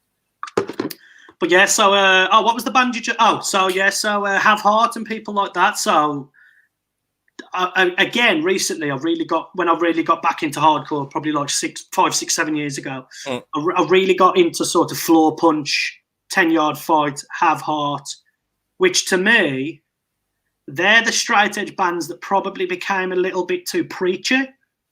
But I can't help but fucking love everything they do, man. Like, Have Heart, I think, are one of the few hardcore bands after the sort of 2000s that really just kept hardcore alive how it fucking should have been. I think those guys, but there are a melodic element, I think, with Have Heart that you couldn't find in others. But like you say, like we have feelings, you know. Like he wrote a song for his father. Yeah. Like that's such a good band. Like I think between those guys, do you know Bane? Yeah, Bane, and this band are not so much hardcore, but they still got the roots. He's Comeback Kid. I fucking love Comeback Kid. You ever listen to Champion? Oh, did you hear what happened though? Did you hear what happened? No. Oh, bro, I've got every Champion vinyl. No. The fucking lead singer is like a paedophile or like a really big, big. Like, bro, I'm gonna find you the. I'm gonna find the what's it called? Champion singer. The truth. Yeah, like I used to love them. Yeah, he's a child predator and child abuser. That sucks, man. Yeah, Jim Hesketh. It's so painful when something like that happened because it happened. It's crazy. It didn't happen a lot, but it happens sometimes with artists that you love, and then it's fuck. Why you? It's crazy because like there's the big argument of being able to sort of separate artist from art. Yeah. You know, people say you can still support or you can still like, because don't get me wrong, I will always think that Champion's music is good, but there's no way I can support them anymore after that shit. Do you know what I mean? Like, yeah, I'm kind of sad that I've got all their vinyls because I've given money to that motherfucker. Like, it's the same as Lost Prophets. Like, that dude was the most evil man on earth. Like, the shit that guy did, like Ian Watkins, holy fuck. And bro, I could count 15, 20 times that I went to watch Lost Prophets. I fucking loved Lost Prophets. They were kind of really cool at that time. I think when they started, you know, were kind of mixing electronics and metal. Yeah. I mean, their first album, sort of Shinobi versus Dragon Ninja album, was like, it had hardcore elements and everything, and like, and then like, fuck me, like, I remember reading what that guy did, and I was like, because I've met that guy like so many times at shows. Really? Me and my friend Ryan, like, we were huge fans when we were like, you know, 14, 15. So every chance we got to go see them, we went. And then I read what he did, and I was like, holy fuck? Like the dude raped like an 18-month-old baby or some shit. Like what? Oh, dude. No, I didn't was aware of that. Bro, he went like to the fucking extreme. Like that dude needs to be like fucking hung and set on fire and everything. Like he's the most evil bastard in the world. And you know, so that's when people say, like, you know, oh yeah, but you need to separate art and artist, and it's like, yeah, but there's a certain line that when that gets crossed, it's like, yeah, it's really, it's like people still support like Sid Vicious from Sex Pistols massively when it's pretty much proven that he murdered Nancy. So like, you know, but I don't know if you ever were a Pantera fan. It was a little bit too. It's funny because can you see Fixo who just said "have heart" in the chat? So this is a guy I work with a lot. We've actually got a hardcore band, me and Fixer together. The song that you showed me. Yeah. So Fixer's doing all the guitars on that. Oh, that's great. Yeah. So it's funny because me and Fixer always argue that I like Youth Crew like way too much, and he likes a bit more of the. Biohazard, you know, that sort of like bandana wearing, hate breed, bro. Like part of the gang. Yeah. So like, I would beat you up. Yeah. But see, Pantera were sort of like that to me. Like I thought it was a bit too. Oh, we'll fucking kill you, bro. And it's like, like, and Phil Anselmo was just always such a prick. Yeah. Like. He was just one thing I do respect about Phil Anselmo is he was just never apologetic about it. He was like, "I'm a prick, and I know I'm a prick. Fuck you." Like, well, actually, I'm bringing this up because one time, well, he was drunk. I think was a tribute to his guitar player that was dead. Oh, to Dimebag, Dimebag. Yeah, they organize a show every year. And in one moment, he said that he was drunk, but he grabbed the mic and said, "White power!" Holy shit! Yeah. Really? What with the fucking hand salute and everything? Yeah. What the fuck? Yeah, and what kind of crazy? And every metal guy, he was booked with his band to play in a big festival here on Hellfest. They didn't book him. Oh, they cancelled everything. They cancelled date. Yeah. Holy shit! Like, what the fuck? I mean, you can't blame that shit on being drunk. Like, that's fucked. Like, that came from here. Yeah. Like that to say something like that. That's got to be something that you've already got in your head, or something that you already sort of. Like, that's not a sort of spur of the moment, oh, this'll be funny. It's like, no, it fucking won't. Like, what the fuck? Wow. Where was that? Were you at the gig? No. You just saw a video. Yeah, I just saw a video. But it kind of, because I was a huge Pantera fan, and after that, well, like, fuck. It's I was able to separate artists and music. Yeah. But because he didn't rape babies. Exactly, like fuck. But like that's still fucking crazy, man. Like I never knew that. But did you ever find with hardcore that like there was that weird little corner of hardcore that like had really like racist connotations and stuff? Oh, of course. Like there's a band called Screwdriver. I don't know whether you've ever heard of, and like. So like that hardcore sort of punk and stuff like really had that sort of racist little market in its own, and but it's really little for me. Yeah. I remember even you know sometimes they were accusing of that to Agnostic Front. And of course they're not. They're just I don't know. They were never. Of course. The singer was in prison. But I think Agnostic Front also got for killing a gay guy. Yeah, that's not like somebody else we spoke about earlier on, but holy shit! But that's an interesting genre and an interesting corner of music. The black metal corner of music is crazy. Oh. Like, I was chatting to somebody earlier about it just before I got on the phone to you, like earlier on today. And the thing is with black metal is I'm not a huge fan of the actual music, but the story and the surroundings just fucking amazes me, man. Like, yeah, those motherfuckers went hard. Like that, they were like dedicated to that shit, man. Yeah, it was like crazy. It's like, I don't know, a punk guy was like, yeah, I make graffiti, we burn churches. Yeah, like what the fuck? Like what? That they're like, yeah, oh okay. What did you do? You stole some beers from the store. Okay, watch this. And it's like, holy shit, like and then like Varg is just one of the most fucking interesting dudes on the fucking planet. Like, but he's really far right as well, isn't he? He's like got a lot of racist fucking shit going on.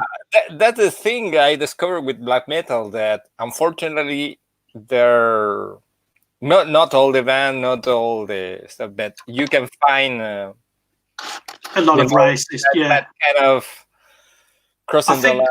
I think a lot of it as well is because a lot of them are into like Nordic mythology and the whole like white race type thing.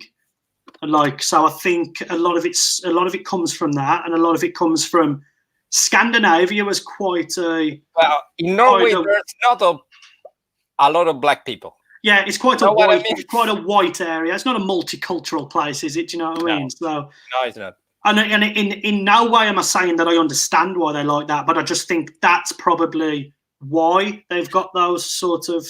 No, it's not looking for excuses. It's just like culture, you know. Yeah, like their cultures, but straight away that shit turns me off. when you see, for example, you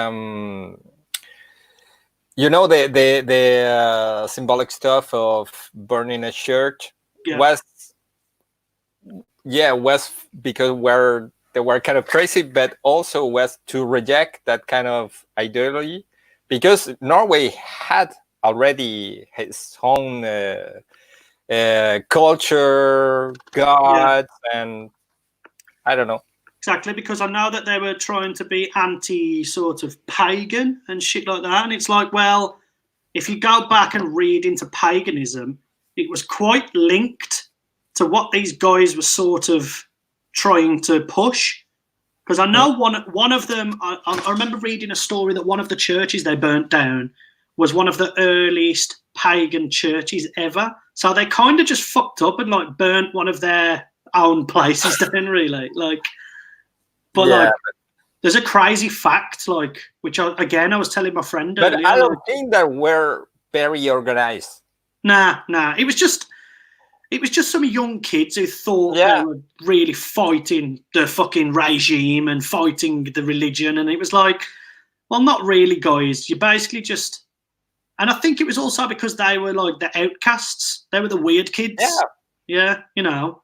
I mean, like, look at Dead, for instance, you know, Dead from Mayhem. He was one of the most socially awkward, like, socially outcasted people out there. And, like, you know, there's no reason to do what they did. But it's similar to, like, kids nowadays, like, kids who shoot schools and stuff. Yeah, like, it's the same sort of kids. And but the same dynamic. You know, when you push some people, you know, to become a pariah, you can be surprised they get pissed and they do exactly like.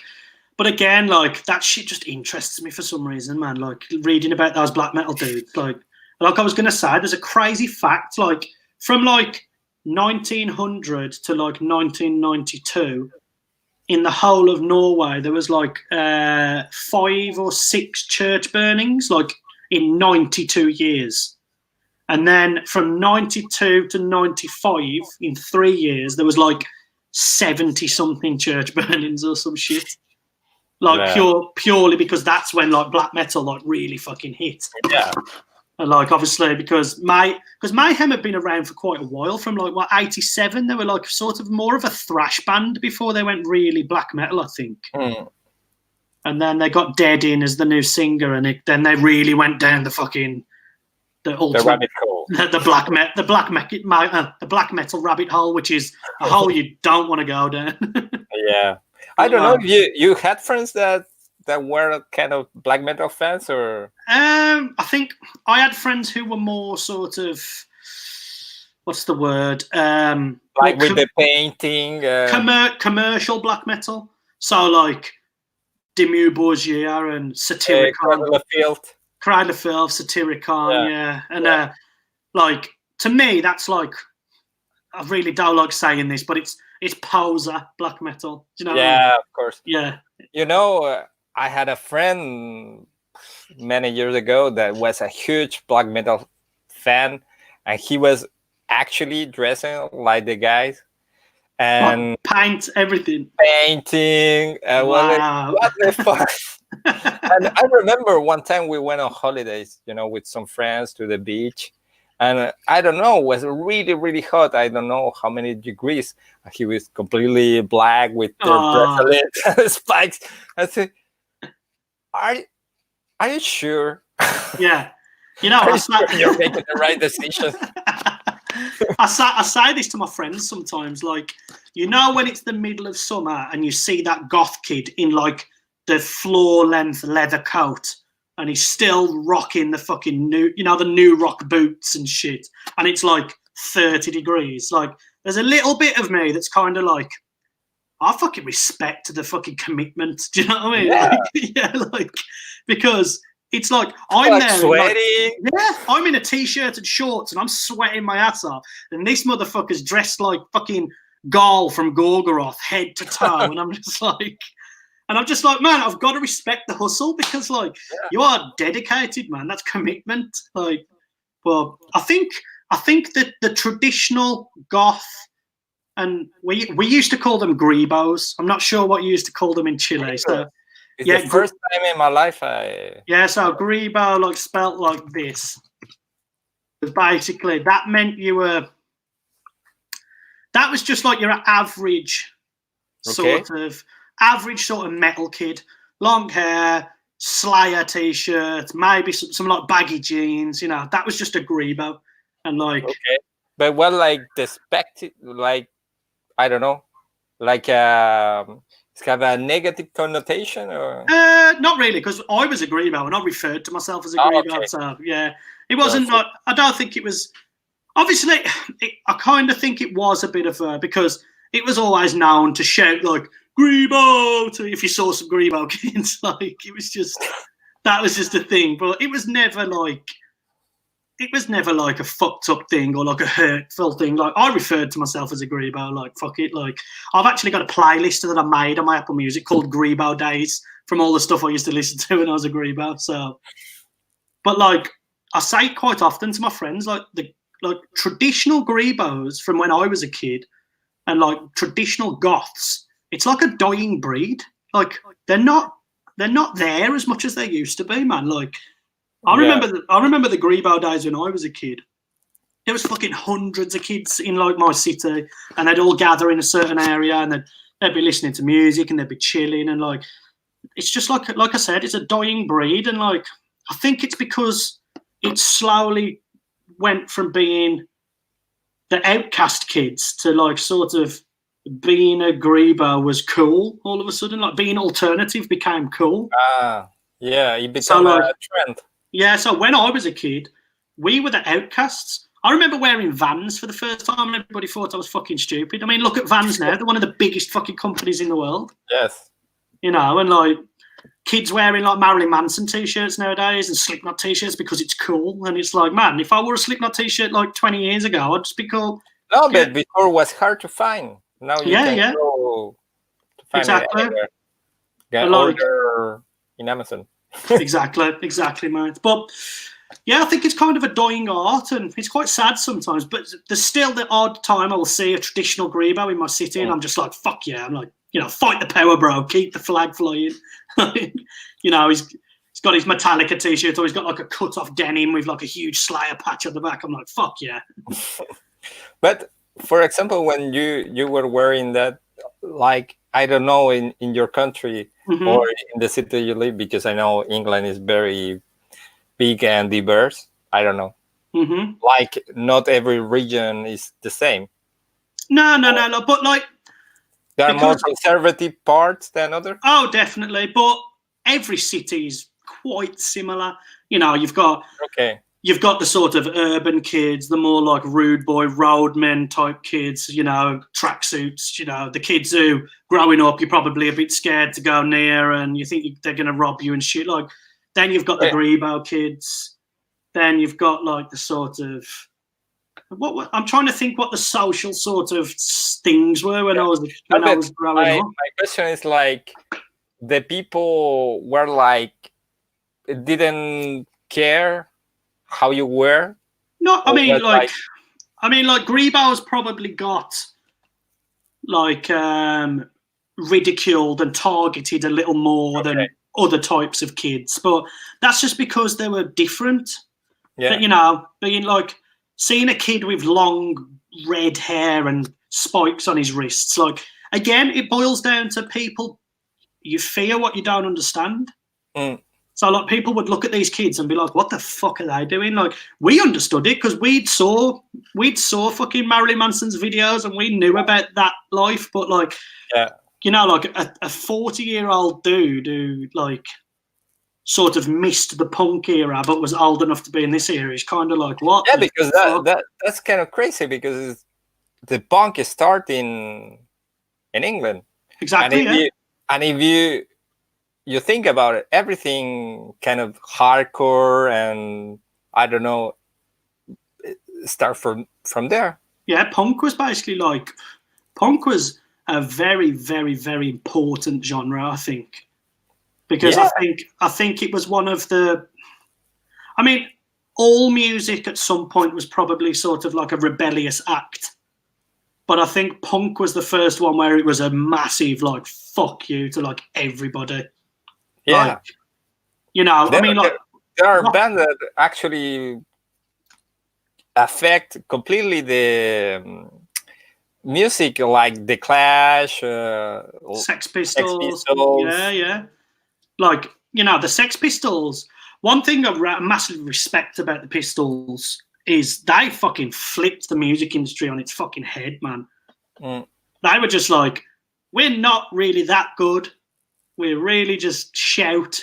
Our musicians can barely play, but we are basically just a big fuck you. We'll do what we want. And like that, just like to the kids of that era, that was just like, fuck yes. Like, yeah, because I don't know too much about England. You can correct me if I'm wrong, but it's kind of a conservative kind of. Yeah. It was just a fuck you to the government, and it was a fight back. That's all it was. Like, because you know, my dad would tell you perfectly. He's told me a few times, like, that the country was in a weird place back then. Like, the government were fucking like really hard on the people, and like this, that, and the other, and so the monarchy.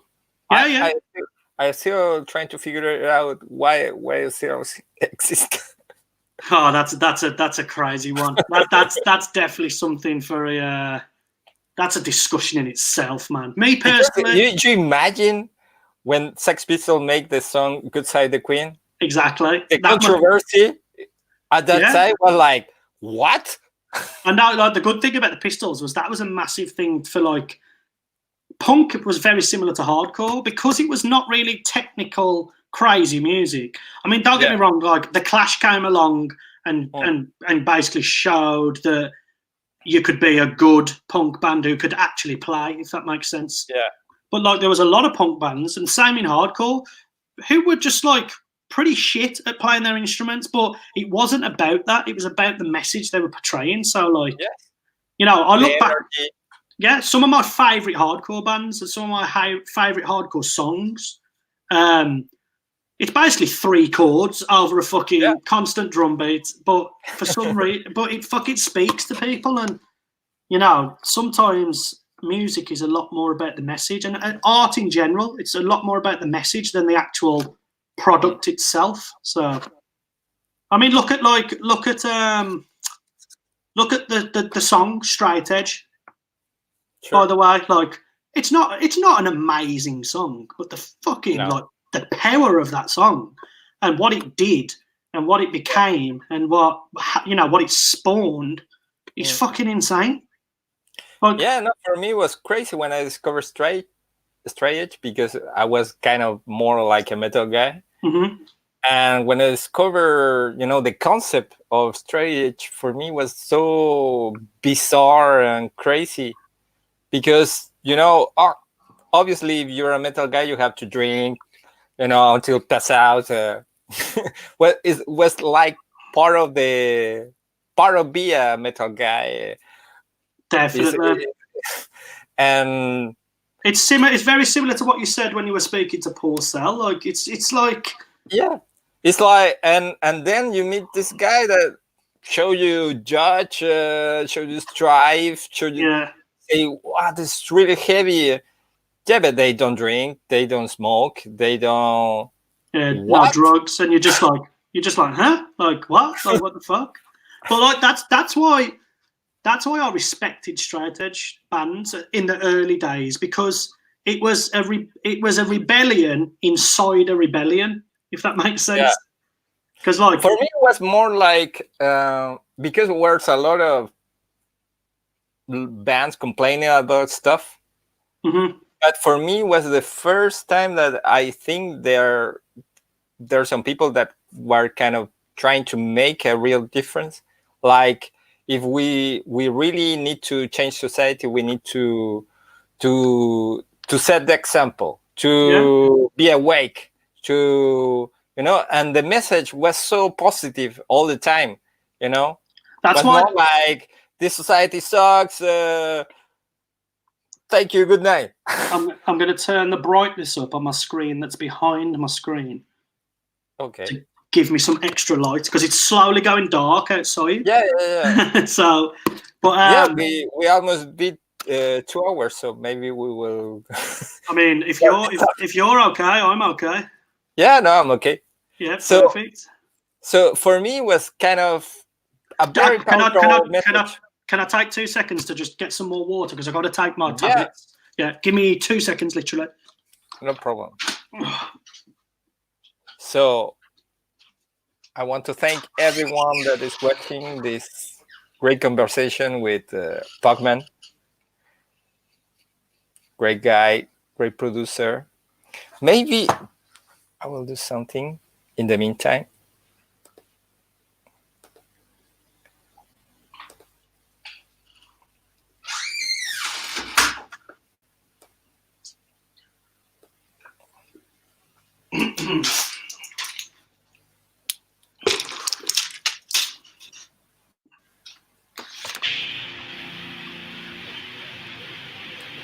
Staring up the gates of hell. Oh yes.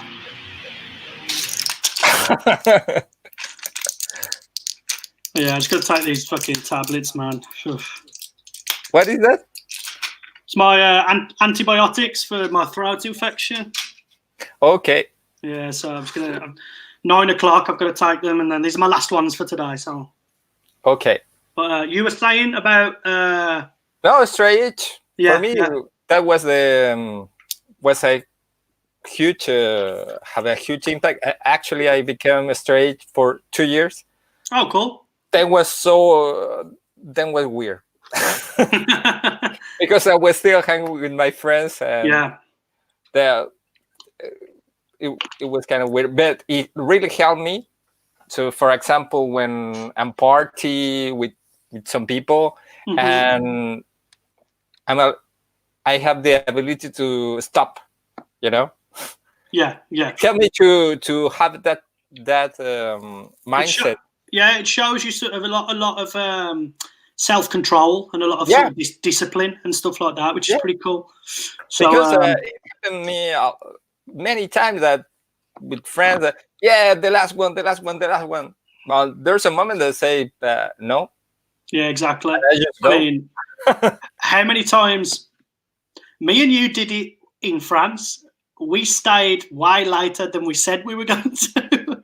Do you remember? Yeah, like, and that's the perfect example. Like, but I think that also boils down to we were just having a really good time. Like, we connected very well when we met because it had been I'd never met anybody in the electronic scene that knew so much about hardcore and metal as I did. And I was like, this guy fucking rules. I was like, this guy knows his shit, man. I was like, hell yeah. Like, because like I said, you're probably very similar to me. When I find a new genre of music that I like, I just go and explore and explore and explore. And I enjoy to just know.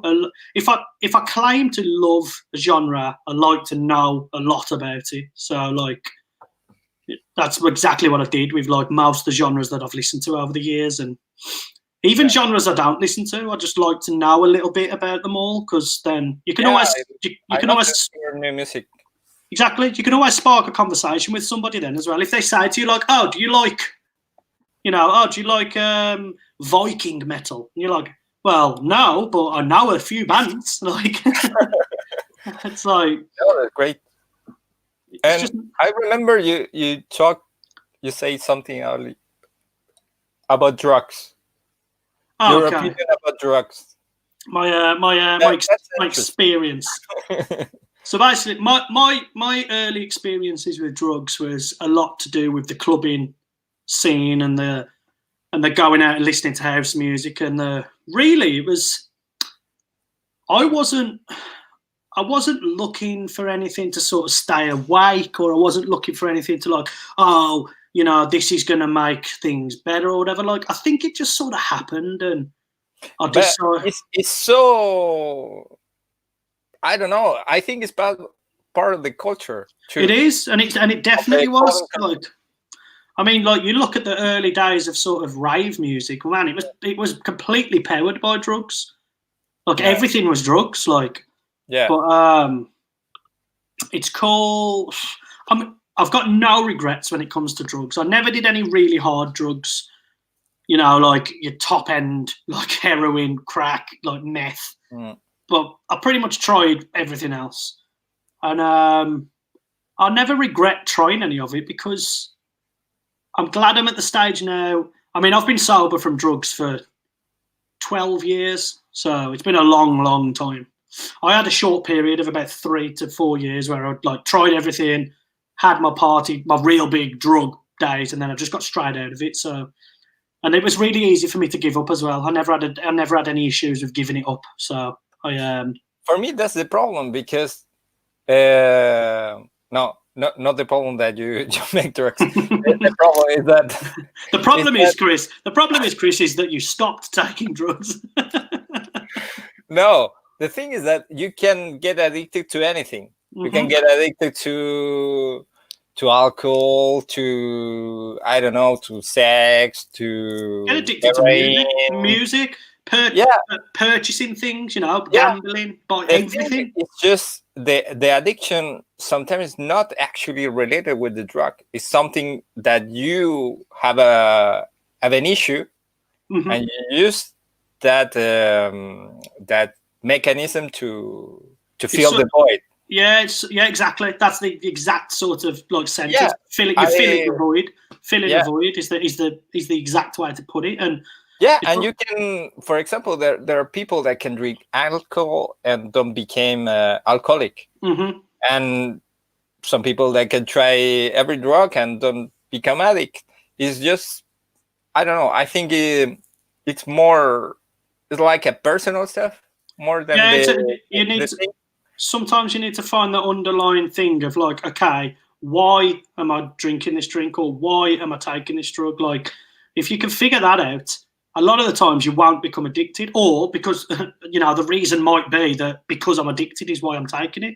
But, like, people aren't addicted to the drug itself. They're addicted to the feeling that it gives you, which is, like, that's the way to look at it. Like, and then that's when you have to, when I gave up drinking, you just need to, okay, so, you know, for an example, I'm depressed. So I drink because it makes me escape these depressed feelings in my head.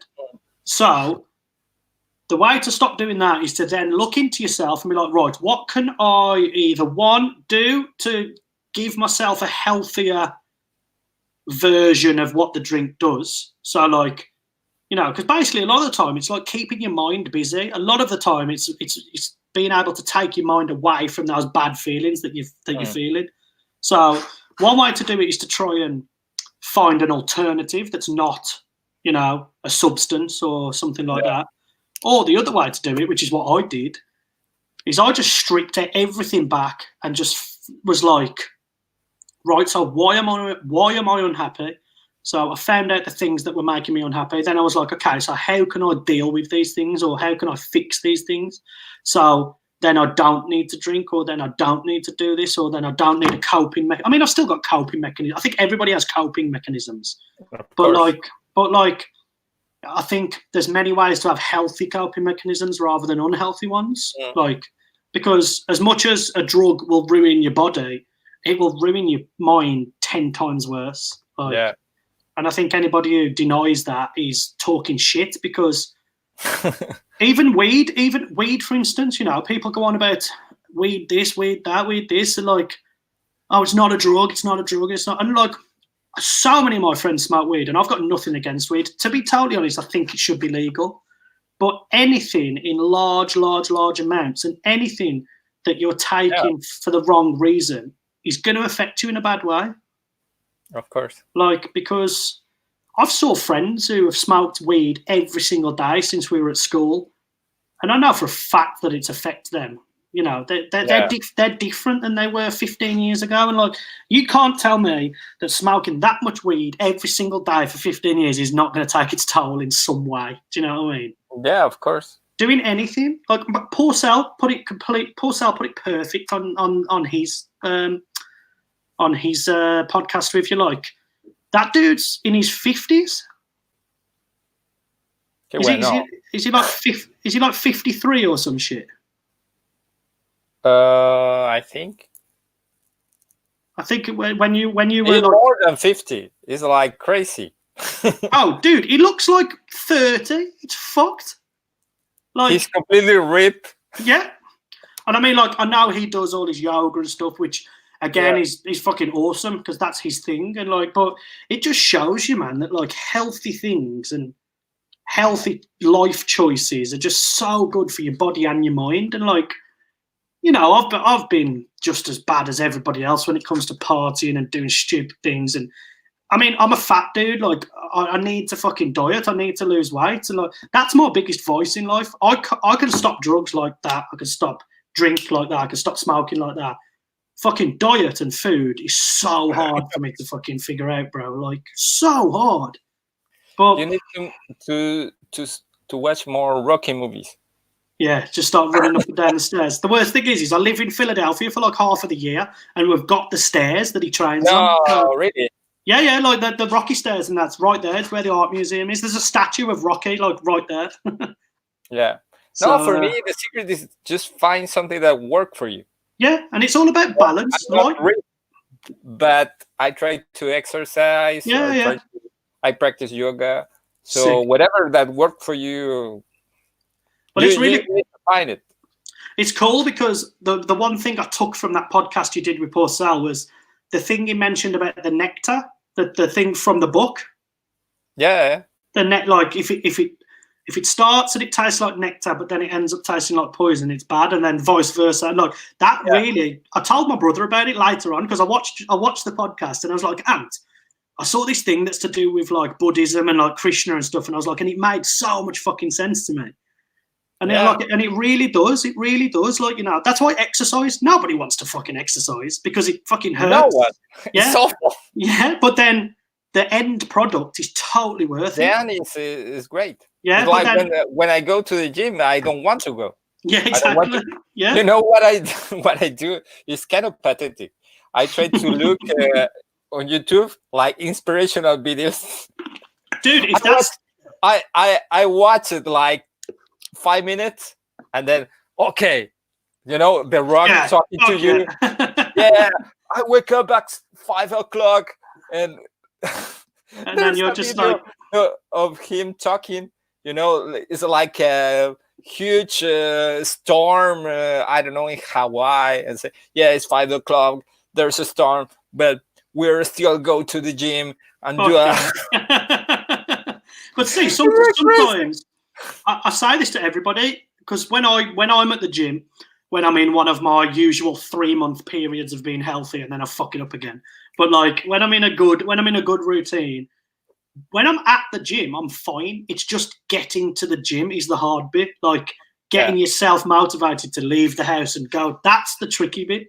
Like once you're there and you're exercising, you actually feel good, and like you're doing something good. Your serotonin's pumping, everything's good. But like, and like if your way of doing that is watching that little video, then fucking respect. Like that's your thing, so do it, man. The other thing I do is watch some training of the guys that do mixed martial art on the UFC. Yeah. Because it's crazy.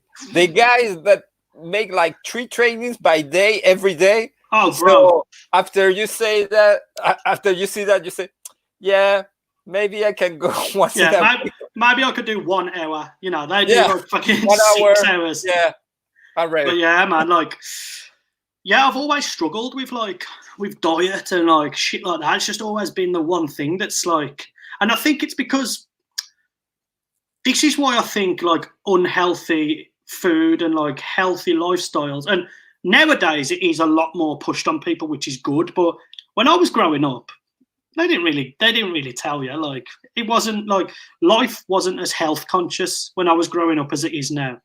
So I kind of wish that it was pushed on us a lot more, like in schools and shit. Like they should be really telling kids, like, the big thing in any kid's life, and I think, is just showing them that stuff in moderation is okay. But like, like you can have a McDonald's like 1 time a week. Yeah, that's cool. But don't eat it every fucking day. Do you know what I mean? Like, yeah, but McDonald's don't want that. They want to ruin McDonald's. Exactly. But like, this is what we need. This is what needs to be like pushed onto kids, that like, yeah, it's okay to have like some sort of like shitty food like once a week, or like, rather, but like this. And I understand also why it happens in places, because shitty food. There's an expression for that. Is like comfort food. Yeah, exactly. And the problem is as well is it happens a lot in America, and I've seen it a lot in America, especially from like living over there and stuff. Like shitty food is cheap. Yeah. Like if you want to have a fully clean diet, like the cleanest diet possible, it's so expensive. Yeah. So expensive. Like, and they wonder why. Exactly. Yeah, Whole Foods. I mean, like I'm guilty for going to Whole Foods again when I'm in one of my like 3-month healthy periods before I fuck it up again.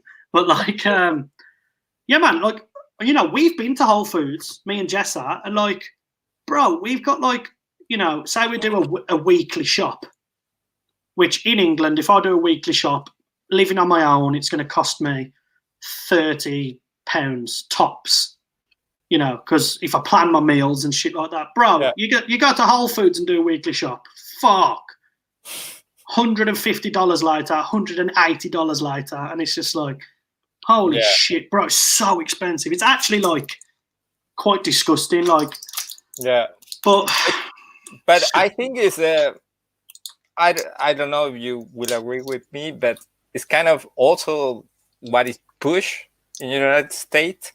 It's so rare, they have healthy food, because here in France, food is really important. Yeah. So even in a very cheap supermarket, you can find like organic stuff. Mm-hmm. But in United States, it's rare. Yeah, totally. Like it's because I think it's also because fuck, my curtain's like stuck. There we go. I got it. But so like.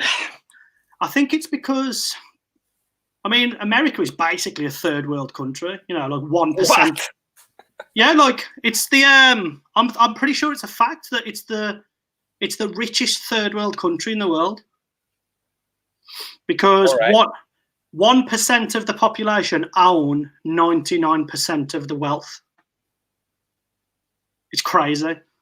Yeah. So, like, when you look at the technicalities, like, I think it does actually class as like third world in parts, which is Really? fucked. Yeah. I didn't know that. So, But like, how was your time there? You like it? You didn't like it? I mean, I love it. Like, I'm supposed to be there right now. Like, you know, I was going to move to Philly, but like, What? Really? yeah.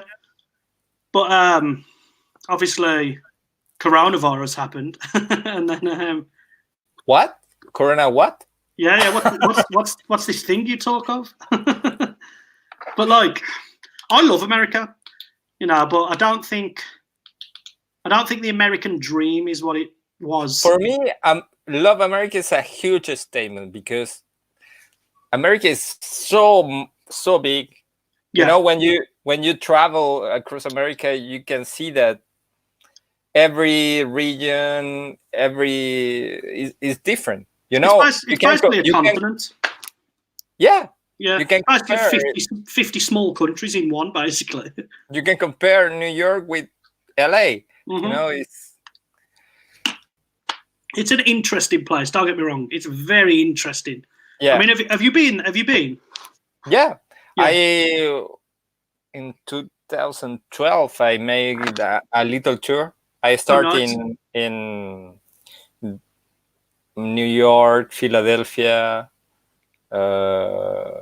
Well, the 4 I get was Denver. Oh, so you went pretty far then. You went pretty far. Yeah, and I was through on Kansas City. What, you got to Kansas City? I play in Kansas City, and you played there. And the owner just disappeared with the money. Oh, bro. No, but what was crazy when we were arriving to Kansas City, this was the time when I was playing more like a live show. We were arriving to Kansas City, and the signs were like crazy, like repent to God. You know, oh, like fuck yeah. That's like the Bible Belt area. It's fucking crazy. What the fuck? Like when you get to the Bible Belt area and like Kansas, like Oklahoma, like Tennessee. But then I arrived to Denver, and everyone was like kind of hippies, cool, you know. And New York is like, oh, fuck off. New York's got such like a capitalist attitude, like a capital city attitude. Like, you know, a moment that really shocked me in New York was like there was a guy in a wheelchair trying to get out of the bar, and nobody would help. No one was helping, so he was struggling a little, and a guy behind was like, "Oh, come on, hurry up!" Fuck's sake! Well, like, what the fuck? Yeah, like, bro, like New York's very similar. We are lucky we live in Europe. Well, New York, and like LA, and like Paris, and like London, and like I think they're all very similar. People have got that capital city mentality, and it's like, you know, I fucking hate going to Paris. I hate going to Paris. Yeah, like, dude, well, goodbye then. I love France, but I fucking hate Paris, man. No, but I understand completely. Yeah. You know why? Because you came as a tourist. Exactly. Yeah. And people fucking hate tourists in Paris. It's the same as London. You know? It's the same as London. Like, and it's because they've got their day. It's 100 miles an hour. It's planned out. They know exactly what they're doing. So if you're a tourist who gets in their way, they're like, "Fuck you." Do you know what I mean? Like, it happened to me before I was living here. I was in Paris and I was kind of lost. I asked to someone, "Hey, excuse me, can you show me where this street is?" Did you ask in French? No, in English. In English, yeah. He answered me in French. Oh yeah, I've had that a million He times. understood the question.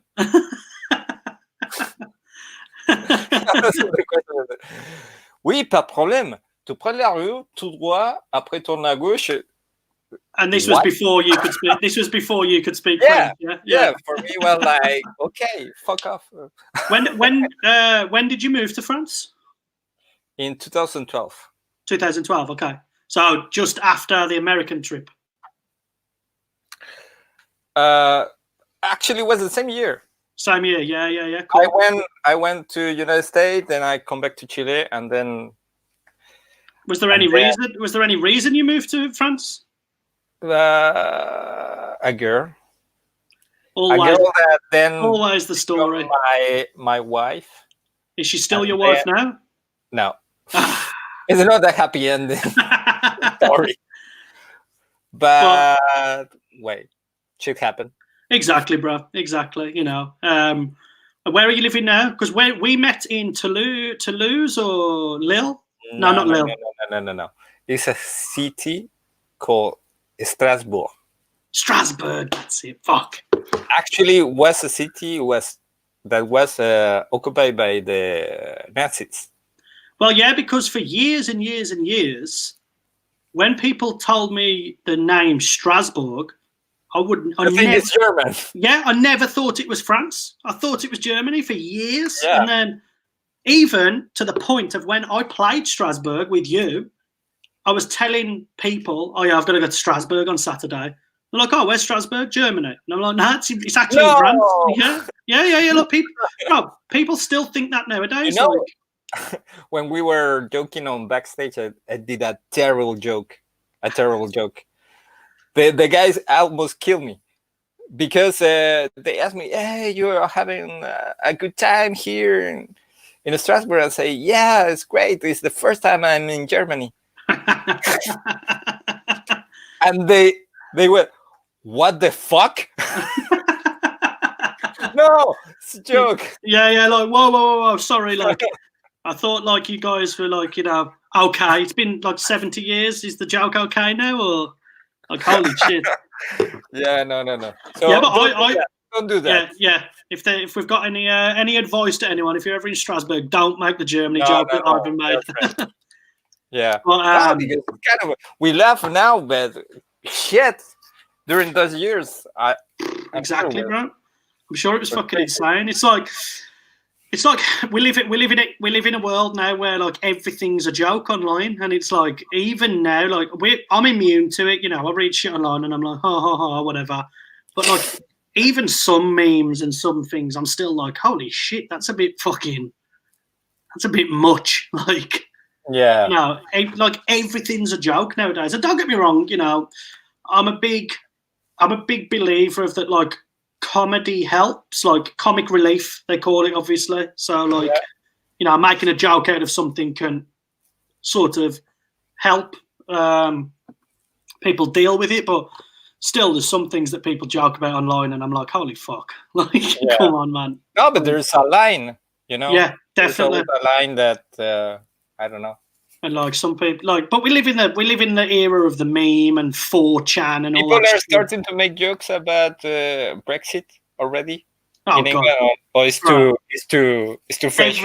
Every day, bro. Since they even started talking about it, never mind since it happened. Like it's been going on for fucking 5 years, bro. Like, I mean, I'm a very, very non-political person. I'm just not political at all. I hate that shit. Like, it's complicated. And I get told by so many people, like, oh, you're part of the problem because you can make a difference. And I'm like, no, I just want to enjoy my life. I don't trust any politician. Whether you tell me they're good or bad, I do not trust any of them. No, but it's a choice to get involved or not. Exactly. And the thing is with politics is, I said this to somebody the other day, like, unless you know everything, you'll sound uneducated if you attempt to speak about it.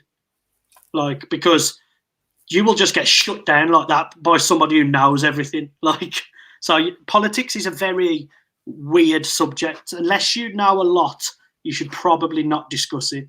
Yeah, you should tell that to David Icke. Oh fuck, man! He'd probably just conspiracy theory me to death. Well, I know who is behind you. Yeah. It'd be like, just like call me a reptile or some shit, and like, Yeah, I'm sure you're a reptile. oh, bro, like the thing is, like my brother's really into like conspiracy theories and shit. Like, Oh, really? not like Like a fan of David Cake?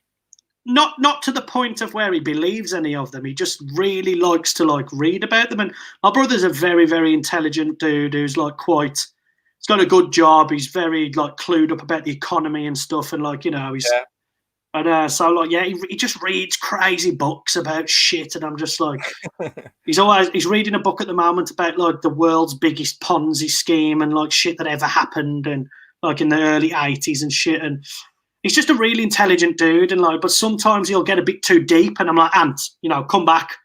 You're halfway down you're halfway down the black metal like rabbit hole. I need to bring you back. Like, yeah, no, but it's really easy. Go into the rabbit hole. My issue is you will only be able to ever find one. Everything you ever read is going to be biased, supporting one side of something. Like, of course. you will rarely find a article that is just the complete truth. Both, like, it shows both sides and it says like this is pretty much it. Every article you read is either going to support this side or this side. You're never going to find a middle ground like article because nobody wants to read the truth. Nobody wants to read the fucking truth. Nobody wants to read like the boring truth. They want to read the fact that the fucking Queen's a fucking lizard. Do you know what I mean? Like, they don't want to read that. Like, I'm sure David Icke could be a great science fiction writer. Oh, bro, they could make they'll make a movie about him in like 100 years. All their stories for me are fascinating because I know it's fake. Yeah, it's like watching Star Wars. Yeah, like some of the shit that they come out with, some of the fucking like conspiracies out there at the moment are so crazy. Like, but it's really weird when you come across one where you kind of like, actually, like, I kind of understand it a little bit. Like, and that's when it starts to get scary. Like, yeah, like, fuck, no. Yeah, like when you read something and you're like, fuck, I understand. Like, it makes complete sense. For me, that kind of guys like David Guy, they actually speak a little bit of truth. Oh, bro, like they put a little bit of truth in their speech, and then they just sprinkle the bullshit all over the people. Like, dude, like, I watched his interview that he did about the coronavirus, and like for the first. Yeah. For the first like 10, 15 minutes, I was kind of like, like it makes sense. And then all of a sudden he just went like, and I was like, fuck, now he's just talking. Now he's just talking shit. Like the satellites that Elon Musk is putting to... Oh, it's like, what the fuck? No, I watched the complete interview to have a real opinion. And I watched it like I watched Star Wars, like... Fuck this dude. It's crazy. Like, I understand, but I also understand why people get so involved in it because it's that crazy that it's interesting as fuck. No, but especially during this time that you want this stuff to end. You want to make sense. 100%. You know that everything go back to normal. So. If I tell you, Chris, actually the coronavirus is not true. Everything that you see is a conspiracy. It reassures you. Of course. You will feel like, okay, so okay, I'm in control. Yeah. I read a really good like quote recently, and it was something like. A lot of conspiracy theorists are just very like they're too anxious to accept the truth, so they're looking for other truths to make themselves feel better, basically, which is very similar to what you've just said. So like they can't handle the truth, so they're looking for a different truth. They're looking for They're just But looking for. it's also make you feel special, like Mhm. you know a secret that no one else know. Yeah, but the problem is, you have the goggles, to see the truth. Yeah, you've got the truth goggles. There we go. That's better. I've got more light now. I've got my Youth of Today background on my main screen there, so it's giving me light now. Oh, that's crazy. No, Yeah. For me, what do you think about these days? Well, like Are you in lockdown or no? Yeah, well, it's crazy because they just announced the changes of lockdown at 7 p.m. But I've missed everything because we've been doing this. So no, I'm not even sure what we've changed. So maybe you're not allowed to speak on internet anymore. Yeah, maybe I'm breaking the law as we speak. So no, here in France was crazy, man. We had to fill well, at the beginning was a paper. Yeah. With your address. Why you will go outside?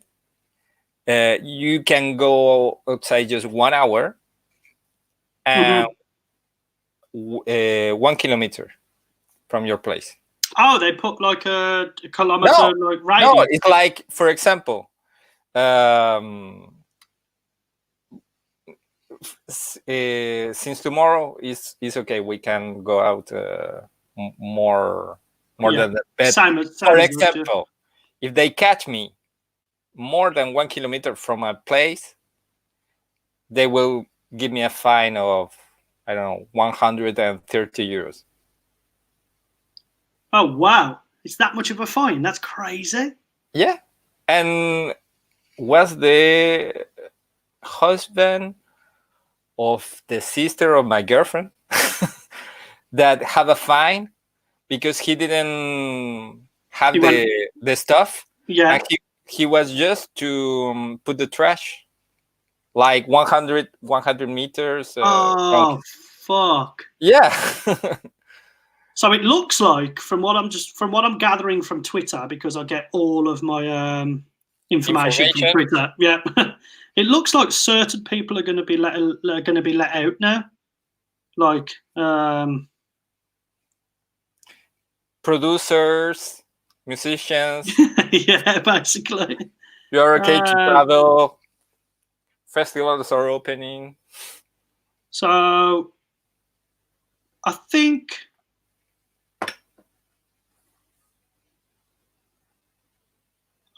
so. Certain people can go back to work for certain industries can go back to work and stuff. Basically, I try to look in my WhatsApp group where my friends are like talking about it, but they're just talking shit. Like you'd think that one of them would maybe put something like normal in there, but they just talk shit. And the worst thing is we've got a lot of guys in there like that support certain things. Other guys don't. Other guys don't give a fuck. And it's just so funny in there because everybody's just arguing. It's all friendly, but fuck me, some days it gets crazy in there. Like, especially because like my dad and a couple of his friends are in there because like they're just like our friends basically. Your dad?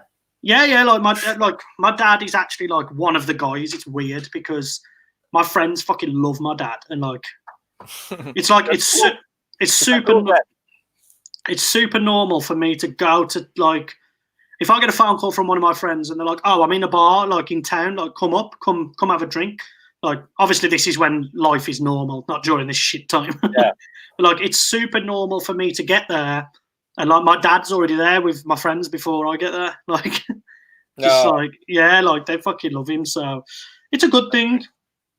Yeah. But yeah, so it's fucking weird in that group because my dad's obviously fucking 60 years old, so he's predominant. He's more conservative than the rest of us.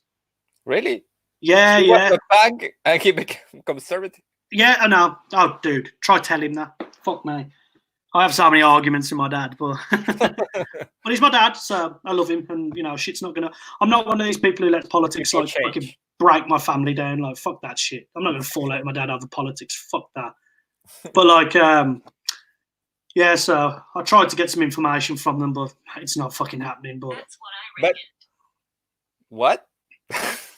my watch always tries to. My watch always thinks I'm talking. She just said that's what I reckoned. So Siri agrees with whatever we're saying. Oh, that's great.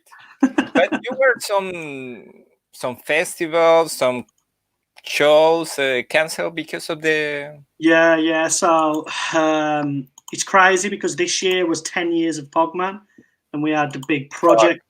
Big project was ready, and we were going to be putting some big projects out, and the tour was going to start on the 1st of May, and Rampage opener they were both booked. And then everything got cancelled. But I'm just one of these people, man. Like I said earlier, I try to be a positive person. So yeah, and I think something that's making this easier for everyone is the fact that we're all in it together.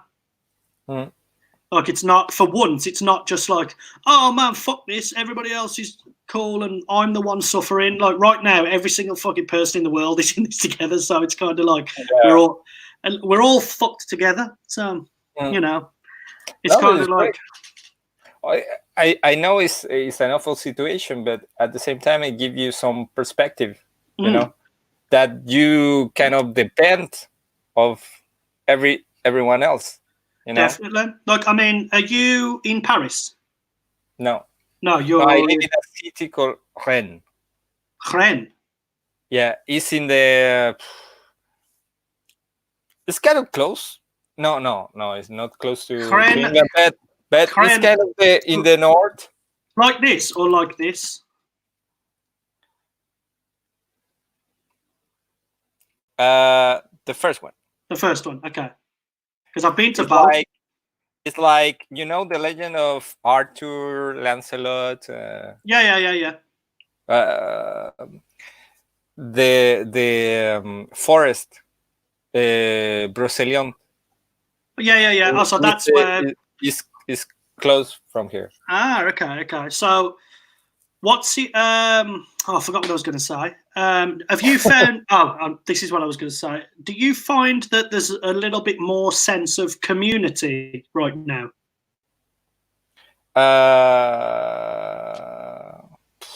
It's hard to say because, like I told you, we're not allowed to go out that much. Yeah, because like I go out to. But for example, there is something that is kind of weird but beautiful at the same time. It's like at 8 o'clock in the afternoon. Everyone goes out and I don't know who started actually. We do it every Thursday, and it's basically to clap the healthcare workers and like the people who are like on the front line sort of thing. Every day, wow! As is just every Thursday. Every day at 8. It's so weird. But one thing I've noticed is like, because I go out every morning to do my exercise that we're allowed to do. So I go do my 5-mile walk every morning. Yeah.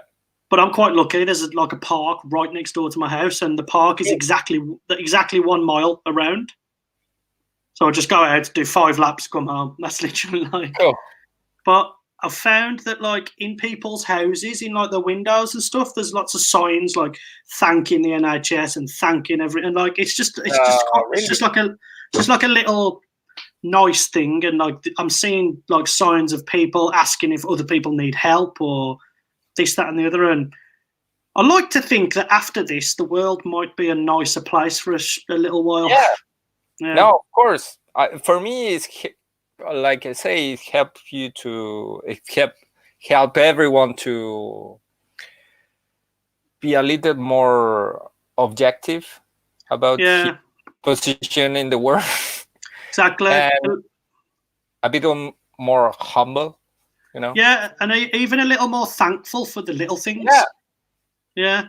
Like, you know, we take so much stuff for granted. Oh, totally, bro. And I've realised that massively. Like even in this like little time that we're going through now, and it's just crazy to think that like, you know, I've complained so many times about being like stuck in an airport, and I'm like, bro, I would do anything right now to be stuck in an airport. Yes. Like, I would do anything right now for life to be normal and me to be delayed at an airport. Like, Yeah. it's just but we are kind of weird creatures. Oh, exactly. We kind of appreciate the stuff when we don't have it. And it's like, it's sort of, everything's better when it's gone. Everything's better when it's not there, and even the stupid things. Like, bro, I couldn't get fucking, like, certain stupid things. I tried to get spinach for so long. Because I like to have spinach in my smoothies. But fuck, bro, even the littlest thing like that, I was like, man, 6 weeks ago I could have bought all the spinach in the world, and now I'm like searching for that shit. Like, am I taking spinach for granted? Like, what the fuck? Like, but yeah, you have to find a dealer. Yeah. It's like, yo, have you got any green? Yo, mate. Like, yeah, not that green, not that green. I need the other green spinach. Pulls out like a bag of weed, and I'm like, what the fuck are you doing, bro? I need the real leaves. Fucking spinach. Yeah. I need some of that Popeye shit, bro. Like, give me my fucking shit, man. But yeah, so like, I mean, did you guys get the toilet paper shortage? No. Was it okay where you are? Dude, it was crazy here. I couldn't get toilet paper anywhere. That's a weird one. Dude, that shows you how stupid humanity is at times. Just the idea but I think it happened to you maybe one time in your life to go to the toilet and don't have toilet paper. Oh, dude, it's happened many times. So it's kind of like that nightmare scenarios that you have. Yeah. Like, dude, the amount of times I've had to do, like, even like, because even in this house, I've been here 2 years, but I keep my toilet paper I don't keep it in the bathroom. Like, so I obviously have a roll. In a safe box? Yeah. With a lock and key and a handgun. But basically, like, so I'll have like a roll or two like in the bathroom, and then I keep my stock in like a little like storage area in my kitchen. And like, there's been so many times like I've needed to shit real quick, and I've just been like, oh. So I've just sat on the toilet, and then like I look, and I'm like, oh fuck, like. So I have to do like the crab walk to the kitchen, like, to try and get some. I'm just like, oh shit, but bro. Thank you for that image. I thought I'd share that story with you guys. But there's nothing worse, bro. Like, but the thing that blew my mind is it's like everybody. I think. Oh god, yeah. But it just blew my mind that like it's a respiratory illness, so everybody thought, fuck, we need to buy toilet paper. Like, what the fuck? Yeah. Like, I understand if it was like a diarrhea explosion it was like illness. a primal reflex, like. Yeah. But it's kind of weird. It's like it shows you that you're not prepared for a Armageddon or the apocalypse. Yeah, dude, it's like you said. I don't know whether you've ever saw like the shows about like the doomsday preppers or any of these type of people. Wow. Yeah, those like guys, they are. Dude, they were ready for this shit. Dude, those guys must be laughing right now. Just like, yeah, like you guys. I told you, bro. Yeah, I told you. You guys laughed at me for 10 years, but look how much shit I've got right now. Like, fuck you. Like, but like, bro, because dude, I've watched those doomsday preppers so many times and just laughed my ass off. Like, what the fuck are you doing, man? But they are different. They are there are different levels of crazy. Oh god, yeah. That we can agree on that, because there are people that we can make self-sufficient, grow our food.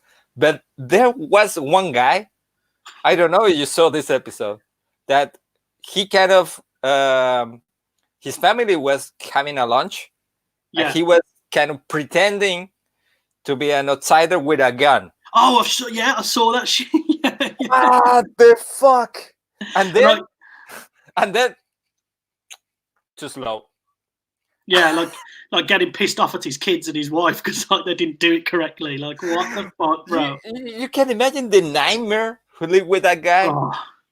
Like imagine like, you know, it's Saturday, you just want to play some PlayStation, but then your dad comes in like, come on, it's time to practice, and you're like, oh fuck off, Dad. Like, come on, man. Like again.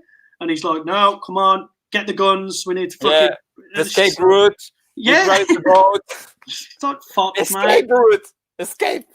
Oh dude. But like you said, you've got different levels. The people who are like doing like sustainable energy and stuff, and you know that's pretty cool. That's pretty cool. Even like growing their own crops and stuff. But then you've got like Dave Jones from like Kentucky who's got 87,000 bags of rice, and you're just like, what the fuck, bro? Like, what the fuck, dude? Like, let's like, I don't know what you're thinking, how the world's going to end, but that rice is not going to go very far, man. Like, that's crazy. Some people, I used to like, I love shit like that now. Like, I watch those programs like, there's one called Alaskan Bush People. Of just like people who live like deep in Alaska, just in the middle of fucking nowhere. Like, they're just like so weird, like full like hillbilly, like, and it's just like, but they're just killing it at life, man. They're doing well, and it's like, man, and it makes you think sometimes, like, if somebody took away my Wi-Fi for like 2 weeks, I would be fucked. Yeah. And it's like these guys, and it's like you look at like tribes and stuff in Africa, and it's like, this is why I was saying this to somebody recently, like, the reason coronavirus is so scary to a lot of people is because of what the media's done and what the internet's done and what the social media's done. Like, you know, it's just been forced down our throats. Like, this is the worst thing ever. This is numbers, deaths, you know, like all day, every day. There's probably certain parts of the world that don't have media or internet or anything that literally have no idea what's going on. Yeah. And like they're the people who I'm looking at the moment thinking, I'd probably like wouldn't mind being that person right now. Like, you know, they've never had internet. They've never needed to be in this technological age. And it's like, we're the fucking slaves to the fucking system, not those guys. Like, you know, if you were to take away my phone and take away like a few other things, I'd be fucked. I'd be so fucked. And like, if I gave this to somebody in a tribe, they'd probably just be like, what the fuck's that? Like, chuck it in the river. Like, fuck you. Like I respect that shit. I can eat that. Yeah, exactly. Like, it's fucking, you know, and like, you know, they live off the land and shit. And like, who are the real happy people out there? Because those people are probably way happier than a lot of us lot. Yeah, sure. Because there is a YouTube channel. I don't know. It's like primitive technology or something like that.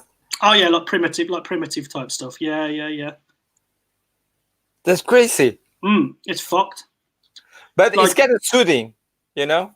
Yeah, it's nice. It's kind of okay.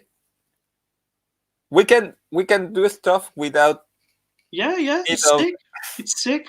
One of my favorite stories recently, and like, you know, I don't condone anybody dying or anything, but like that dude who like tried to take Christianity to that island and they just like killed him and ate him. What? Did you see it? No. It's like an island off the coast of Sri Lanka or some shit, and like it's a tribe, and I'm pretty sure they're like known cannibals. And like, so this obviously standard religion, crazy Christian motherfucker, like went there and tried to like show them religion, and they just like killed the fuck out of him, and I'm pretty sure they tried to eat him or some shit.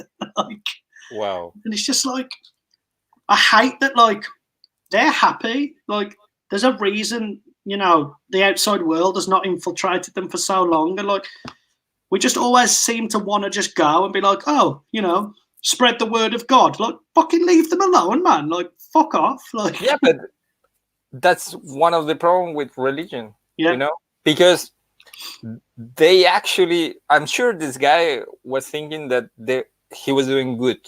Yeah, of course. Yeah, of course. Because, you know, he discovered a solution for every problem in the world, so he wanted to share it with everyone else. But it's so crazy. You know, it's for me one of the issues. I respect every religion, but I don't know. I think it's a huge problem because it's not based on science. You know, It's also not very. It's not. It's very. It's very inclusive. And it's not. I don't know. For example, we can agree. We came from different countries. Yeah. We can talk different language, but we can agree that gravity. If you jump from a third floor, gravity will fuck you up. So there's some stuff that when you talk in a scientific language, everyone can understand. But with religion, it can go. I don't know. Can go. Well, I mean, so many ways. You come from South America, which is like a very religious part of the world, isn't it? So, it depends. Oh, really? But is it not everywhere? It's less and less. I think the problem in South America. Well, I think the reason why people became religious is because in general in South America there's a huge social gap. There's like economic gap. Yeah. So of course, if your life sucks, you want find some answers, give some sense to your life, so people find comfort in religion. But I think it's less. Yeah. But do you think that the Spanish influx maybe like helped as well? Of course, because before I don't know. For example, in Chile, we have it on all religion. The people that were living there before the Spanish, they have a very for example, their god was the earth. It's called Pachamama. And it's called what? Sorry. What? What's it called? There was no.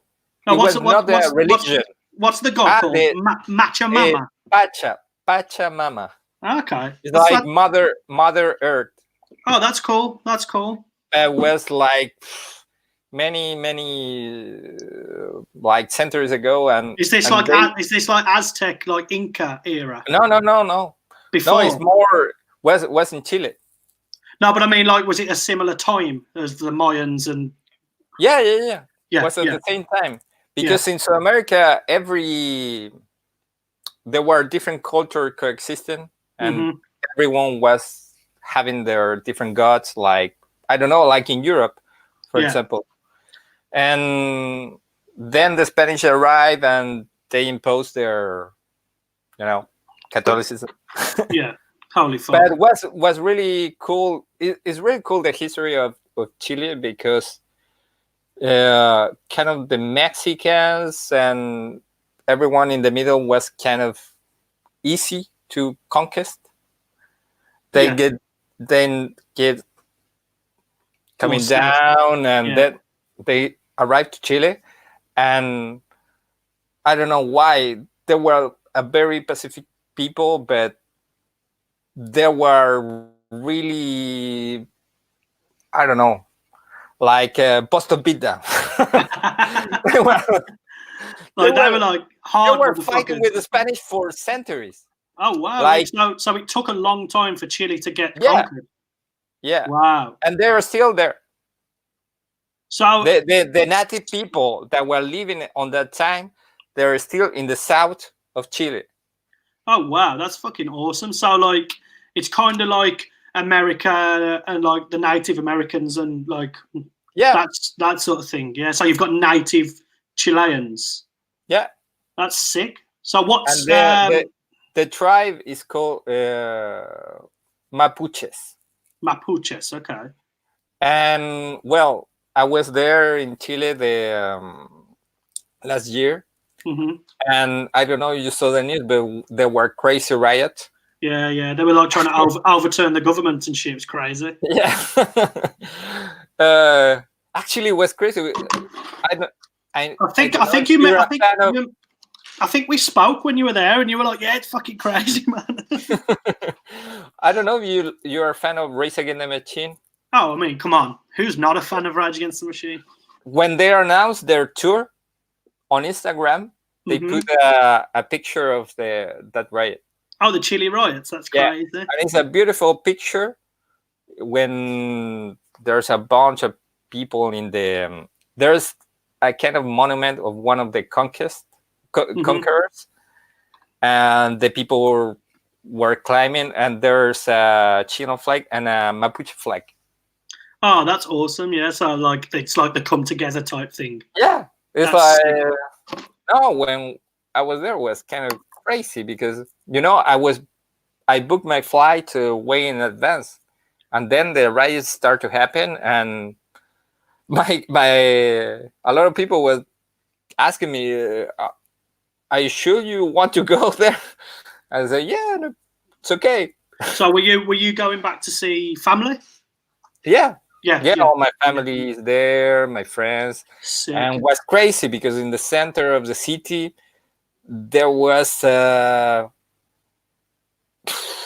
don't know, it was crazy. There was a lot of, well, in the day was no, I just went during the day because I know during the night was like a kind of a chester. But was crazy, was beautiful and scary at the same time. Yeah. Nice to see. It was nice to see that the people were fighting back, but also like, holy shit. Yeah. Yeah. No, So actually, what's the capital of Chile? Santiago. Santiago, that's the one. Yeah. Actually, in one moment, I went there because there's a lot of graffiti and street art, very beautiful, in the center of Santiago. And there was there are people that was killed by police forces. And there was one guy that was killed was kind of huge news because I don't know, was killed by the police. And there was some people, that kind of make like kind of, I don't know, put some flowers and some kind in the place when he died. So I stopped there, and I was taking some pictures, and then I started to talk with the guys, and they were kind of really no, I say, yeah, I'm sorry for this. What you are doing is great. I'm from France. Everyone is watching, and we're very proud.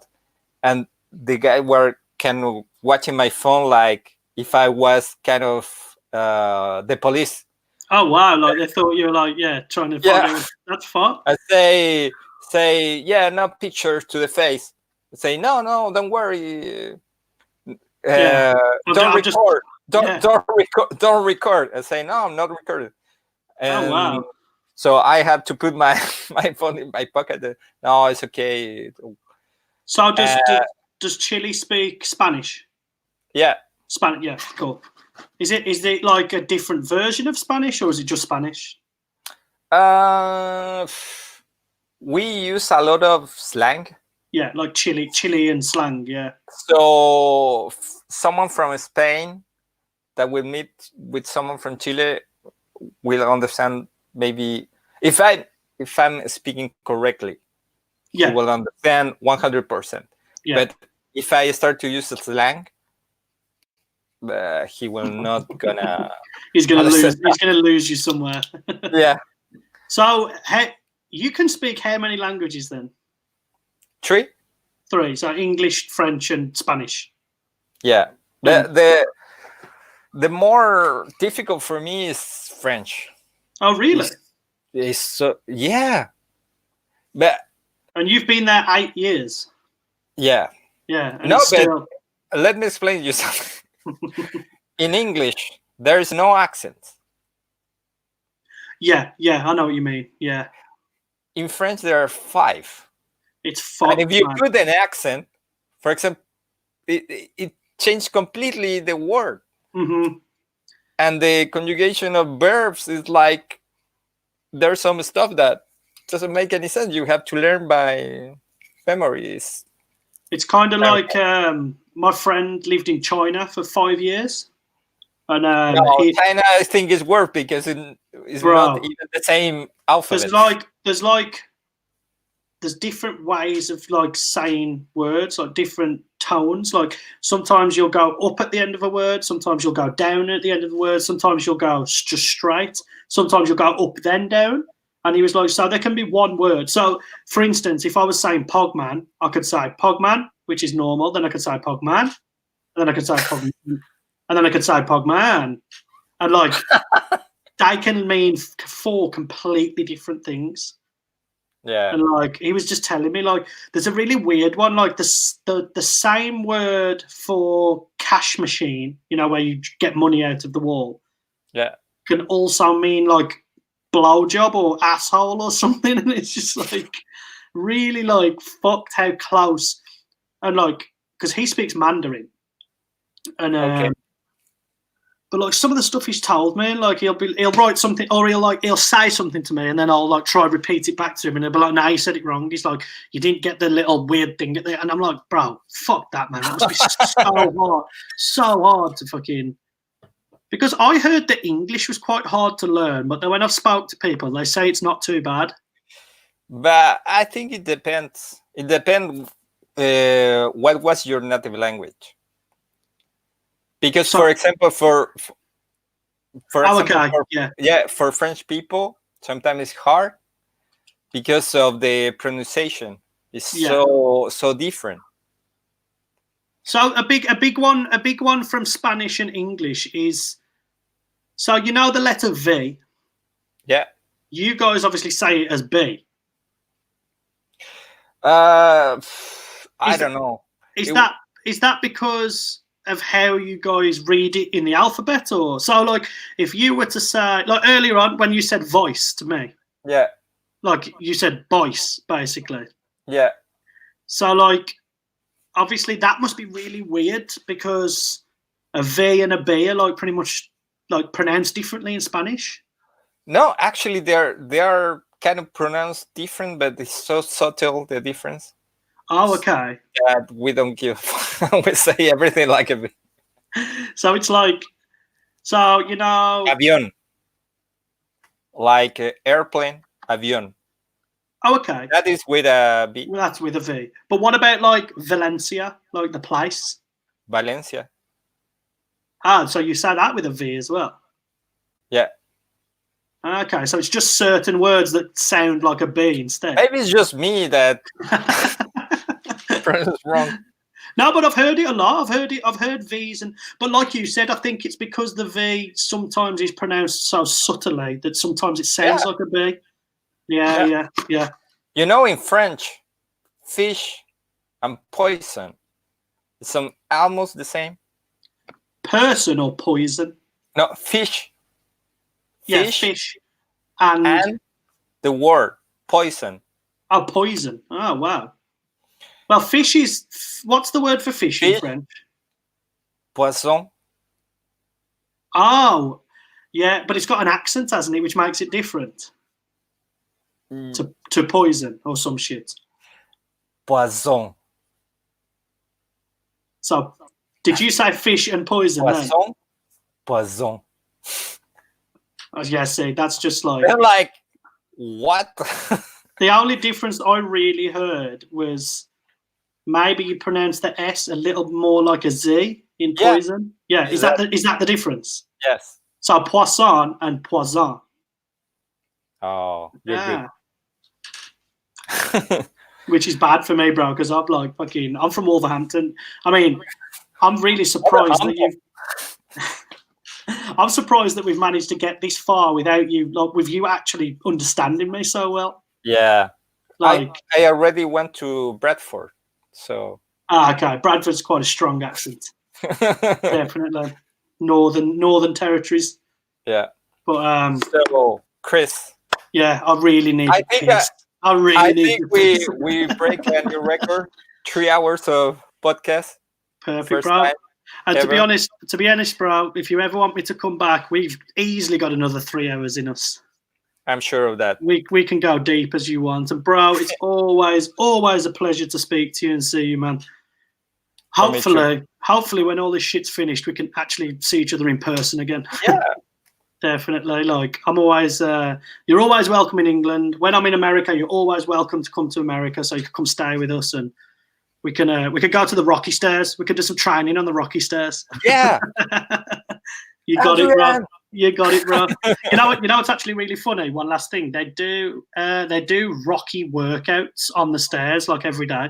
So they play like the Rocky music, and there's people like doing a full like boxer-size workout to the Rocky music. It's crazy. Wow. But yeah, Ivan, it was an absolute pleasure, man. Thank you for having me on. And I would say I've got nothing to promote. I don't want to promote anything. I've always got music coming up. Yeah, exactly. I'll finish it one day. I've been finishing it for fucking months. I'm so shit. But this is the perfect time for me to finish it, because I've got no excuse, because I'm stuck in the fucking house. So you don't have any fucking excuse. Exactly, bro. We can call it lockdown. It will be really original. No, we could just call it Yellow Submarine 2. Fuck yeah. What we need to do is we need to find out what you called your first song, and then we'll mash it together with Yellow Submarine, and it'll be the worst name in existence. Can you remember what your first song was called? Not at all. Okay then, Ivan. Yo, bro. Like I said, always a pleasure, man. Thank you, everybody who got involved. And Expired, you killed it in the chat. Expired did. He was looking there the whole time. Fair play.